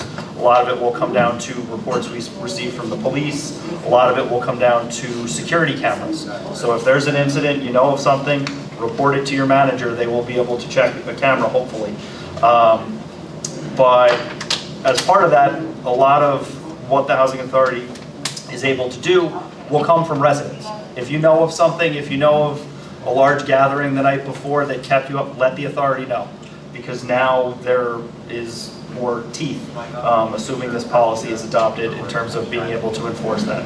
So once again, this is not something the housing authority can do in a vacuum. They're asking you to trust them and buy in, and hopefully everybody can work together. Again, these are changes that we are doing, that we're making, so when you guys think that we're not behind the scenes or not working, trying to make it better, we are, and this is a prime example of the things that we're doing behind the scenes, and you're going to see more of this coming up in the future. Sergeant Collins, you'd like to say something? I heard a question. I heard a question in the crowd. Sure. In regards to if there's a party going on in an apartment and it's loud and it's 2 in the morning, by all means, that's our job. Call us. We handle that. We could. That's just like if there's a party on 15th and Hudson in a building there in an apartment, we will go there, and one of two things happen. They either get a warning, because we do have discretion, police, or they get a disorderly house summons, depending on the hours. So And you have to go to court. just so you know, that answer is still call us. Right, Don't handle that on your own. They've done that, Okay. and then brought it to housing's attention. Okay. And housing did absolutely nothing. Now you have. You can tell Those are Barbara. two different issues. Barbara will get on No, it for but you. it's Sure. the same thing. Sure, Frank. I also want to make sure that everybody understands, this isn't, I don't want anybody to put themselves in a situation of harm. It's not for any tenant in particular to say, hey, there's a policy and feel like you go out there. No. Observe it, look at the time, let us know. We'll do it the next day. We'll look at the camera. You guys will know specifically if you know the person. We don't want you to be in that situation. I also... Likewise with the cops, right? So the police, what they're going to do is they're going to note the times for us. They might not necessarily do something in the moment. What they'll say is to the managers, hey, at 11 o'clock, right here, we know that they're residents. Okay, now the letter will come in the mail and it'll still be action, but it won't be action in the moment. So we just want to keep everybody safe as we're making this step forward, but not to put yourself in any harm's way at any moment. I think we also have to remember that because of confidentiality, when we are reporting something to the housing authority or to the managers should not tell you, oh, I sent the letter. Like, that's not, it's going to be taken care of. So because you didn't hear that they were taken care of doesn't mean it hasn't been taken care of. It doesn't mean that the manager didn't send the letter. It doesn't mean that housing didn't take action. It may not be the way you would like it to be taken care of, but I can assure you, because I've had residents come to me with those letters and say, I got one of these letters. Well, now you have to go meet with them, I say. So it has happened. And I know it personally, and I know it has happened, and I know families down here who are paying fines because of parties. that they're having in the apartments. So because you're not personally, and I'm not saying you specifically, as a resident, you're not hearing specific, it doesn't mean that it's going on deaf ears and that it's not being taken care of. So I just want to make sure that everybody is aware of that. Sometimes, you know, we get things done quicker than others. Some take more time, but I can assure you that it's being addressed one way or another. Again, it may not be as fast as we want to, but no one has a magic wand that they can change everything overnight. So, Director, can we call the vote, please? Anthony Forbes? Yes. Andrew Impastato? Yes. Aaron Lewitt? Yes. Barbara Reyes? Yes. Michael Russo indicated aye. Yes. James Sanford? Yes. Erica Seitzman? Yes. Director, before we close tonight, I know early on in the meeting we spoke about my opening statement, and I wanted to know if there's any way that we can put a resolution on the books as far as that goes, where if any commissioner is saying anything in public to or about anyone and has identified themselves as a commissioner, they must have a disclaimer that they do not represent the entire board, that they do not represent this board, so that is their personal opinion. And so I would like to know if, Matt, you can help to put something on the books, if anybody is willing to second that? I'll second. So if I may, Madam Chair, so you can always make a motion from the floor. I mean, if you want to put that in place immediately, you can make a motion on the floor. You have a second. We could do an oral resolution essentially in anticipation that you might say that. I actually do have some language here that you could consider. You can also revise it before adopting it. If you'd like me to read it, sure, I can. absolutely. So this would be, and actually let me hand out copies so everybody can follow along. Madam Chair, can I address the board, please? No, unfortunately I It's on can't. this matter, I'd like your professional courtesy to address the board. I am also a housing authority trustee as well. So I would like the courtesy to address the board on this specific matter. I agree, I understand what you're saying, but I cannot let you address the board as public portion has closed, unfortunately. So, Madam Chair, what you have before you, and this would be done by resolution to adopt what I've titled Policy on Statements Made by Individual Commissioners. And I'll read it aloud just so the public has the benefit. Yes. Commissioners must be mindful that their individual statements are done only personally and not on behalf of the authority. Action of the authority requires the entire Board of Commissioners to do so at a public meeting. The authority cannot be liable for inappropriate statements made by an individual commissioner. Any individual commissioner is free to speak as he or she sees fit within the lines of propriety and law. However, an individual commissioner should take care to make clear that any individual statement is not made in a manner which implies that it was made on behalf of the authority or based upon board sanction. When making any written statement, a commissioner should be careful to include such a disclaimer if the statement refers to the status of the person making the statement as a commissioner of the authority. And then a suggested form of disclaimer is as follows. The views and opinions expressed herein are solely those of the individual author named herein and do not reflect the views or opinions of the Housing Authority of the City of Hoboken or the authority. Any authority staff member, the Board of Commissioners of the authority, or of any individual authority commissioner not named herein. The authority cannot be held liable for the views and opinions expressed herein. So, is this retroactive? Like, how do you? This would only apply From here on. prospectively. Anything that happened in the past, there wouldn't be a requirement to go back and add this. If you adopted it today, it would be, if it got affirmative votes, it would be the board saying, in the future, this is how it should be done. This disclaimer should be included in any individual statement where you're identifying yourself as an authority commissioner. Does there need to be like an action that if a commissioner does do something, then something happens? You could include that in a policy. You could also determine at the time, you could always take board action to consider some discipline, I guess you would call it, whether sanction, whether it's disavowing the statement specifically, or whether it is considering referral to some other body to take some action. Because under your bylaws, the housing authority cannot discipline its own commissioners. You don't have the authority to sanction another board member. So the only thing you'd be able to do would be probably disavow it or refer it to some other body entity for their consideration. Should we put this into the is this an action to put this into the bylaws? No, into the resolution So it's just to have it on the book. So if you consider it tonight, you could consider something in the bylaws, but there are notice requirements in terms of amendments to the bylaws. So you wouldn't be able to do that on the spot. The way it's presented before you, if that's the motion, would just be to adopt this as a standalone policy, not necessarily to incorporate it directly into the bylaws. But you could do that. It would just take until at least the next meeting. The process would take a lot of time. And we can, and even if we did this, we still could amend it. You could always consider amending the bylaws if you'd like, if you thought that was more I appropriate. think we can do both. They can do that, but also the commissioners. So I think we could do both, but for now, I would like to do a motion to. Madam Chair, I have a question. So you're gonna adopt that one?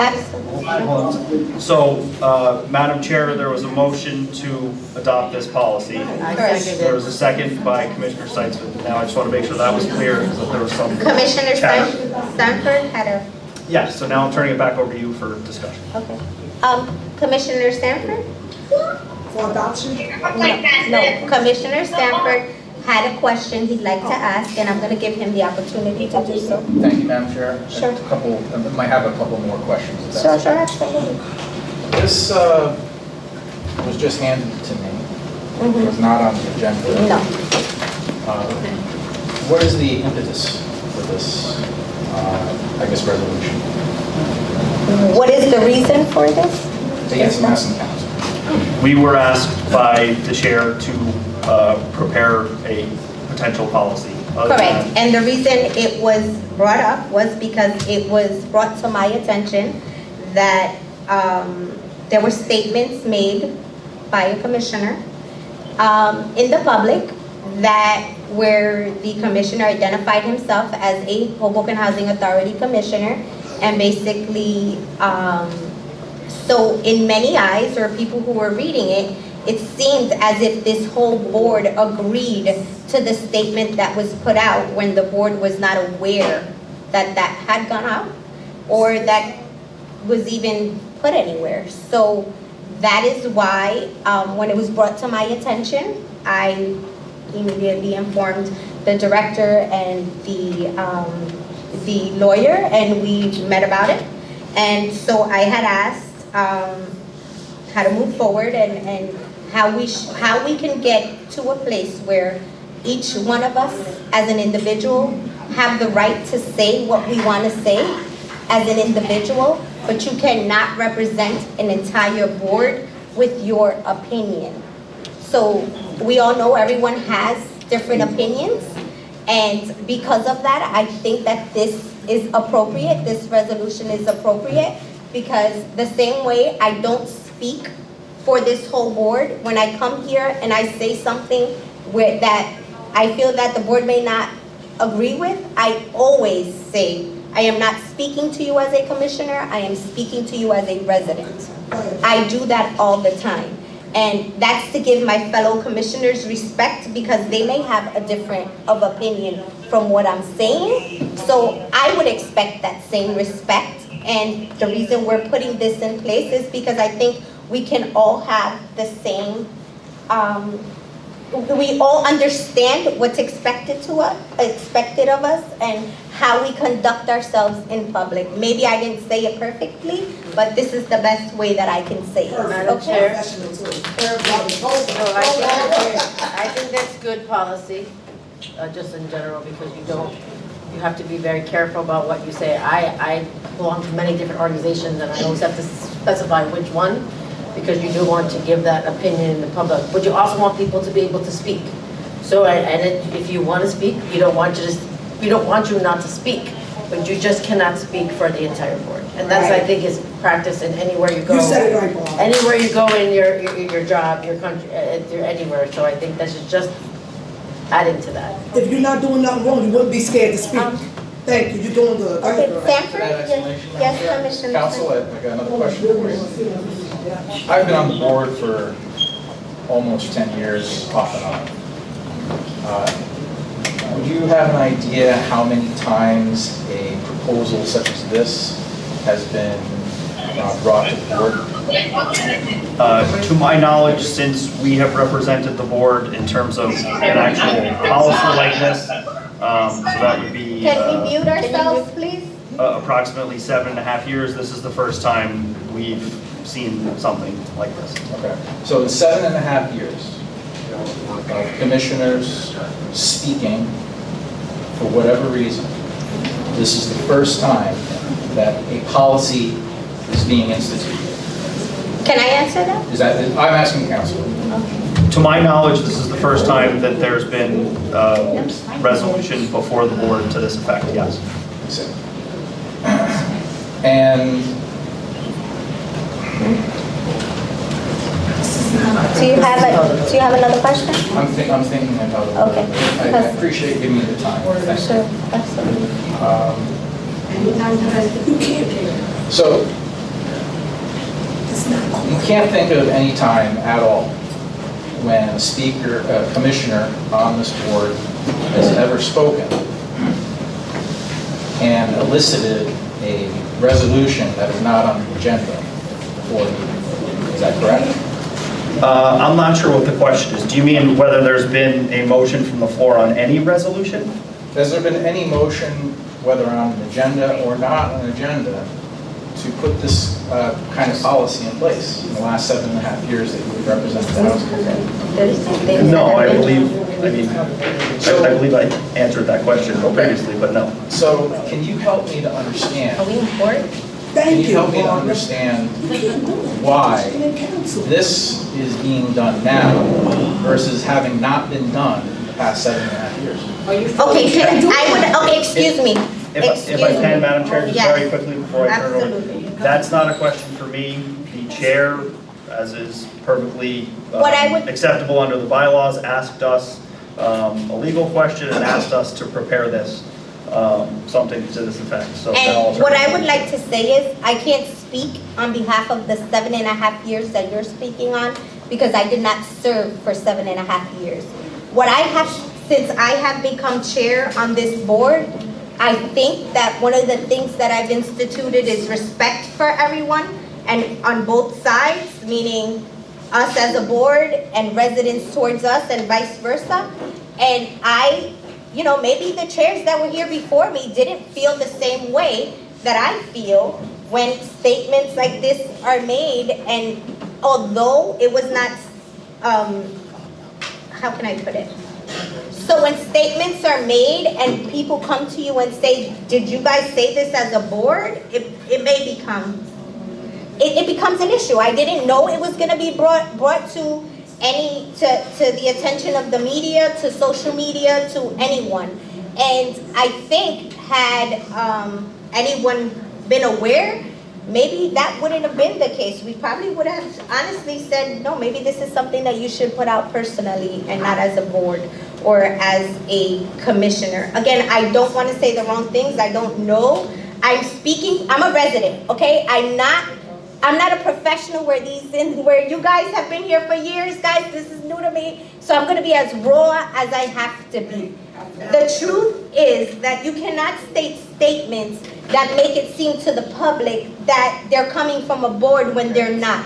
As chair and vice chair, if there is any commissioner here that would like to make a statement on behalf of the board, I would like and I would expect the same respect that I give to be given back to me and say, Chair, Madam Vice Chair, this is what I'd like to do. Would you agree with this? Would you not agree with this?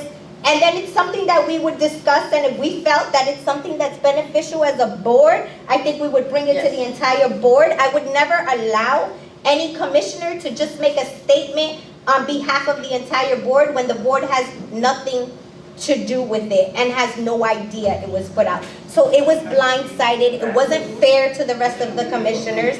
And on the other part of what you said, have there been resolutions that have been put on the spot? Yes, I have not been a commissioner for 7.5 years, but I have lived here for over 15 years, and I've sat exactly where every one of those residents have, and I have seen resolutions passed that have been put in at the last minute. So this is not something new. I understand it may not be something that you agree with. It's not personal, it's to everyone. So I want to make this absolutely clear. This is to every single commissioner on the board. It's not specifically to one person. So can we please call the vote, Director? Anthony Forbes. Rev. Forbes? Rev. I don't think he's there. I'm here, yes. Andrew Impastato. Yes. Aaron Lewitt. Yes. Barbara Reyes. Yes. Michael Russo is not with us. James Sanford. I'm thinking. Oh, wow. Abstain. Erica Seitzman. Yes. Keep thinking. Okay, motion to close? Motion to close. What's the meeting? All in favor?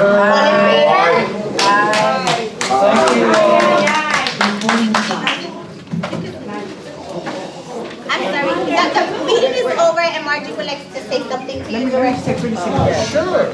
Hi, I'm sorry, Joe. I'm sorry, but I wanted to ask you a question. Joe! Right now, you see the way the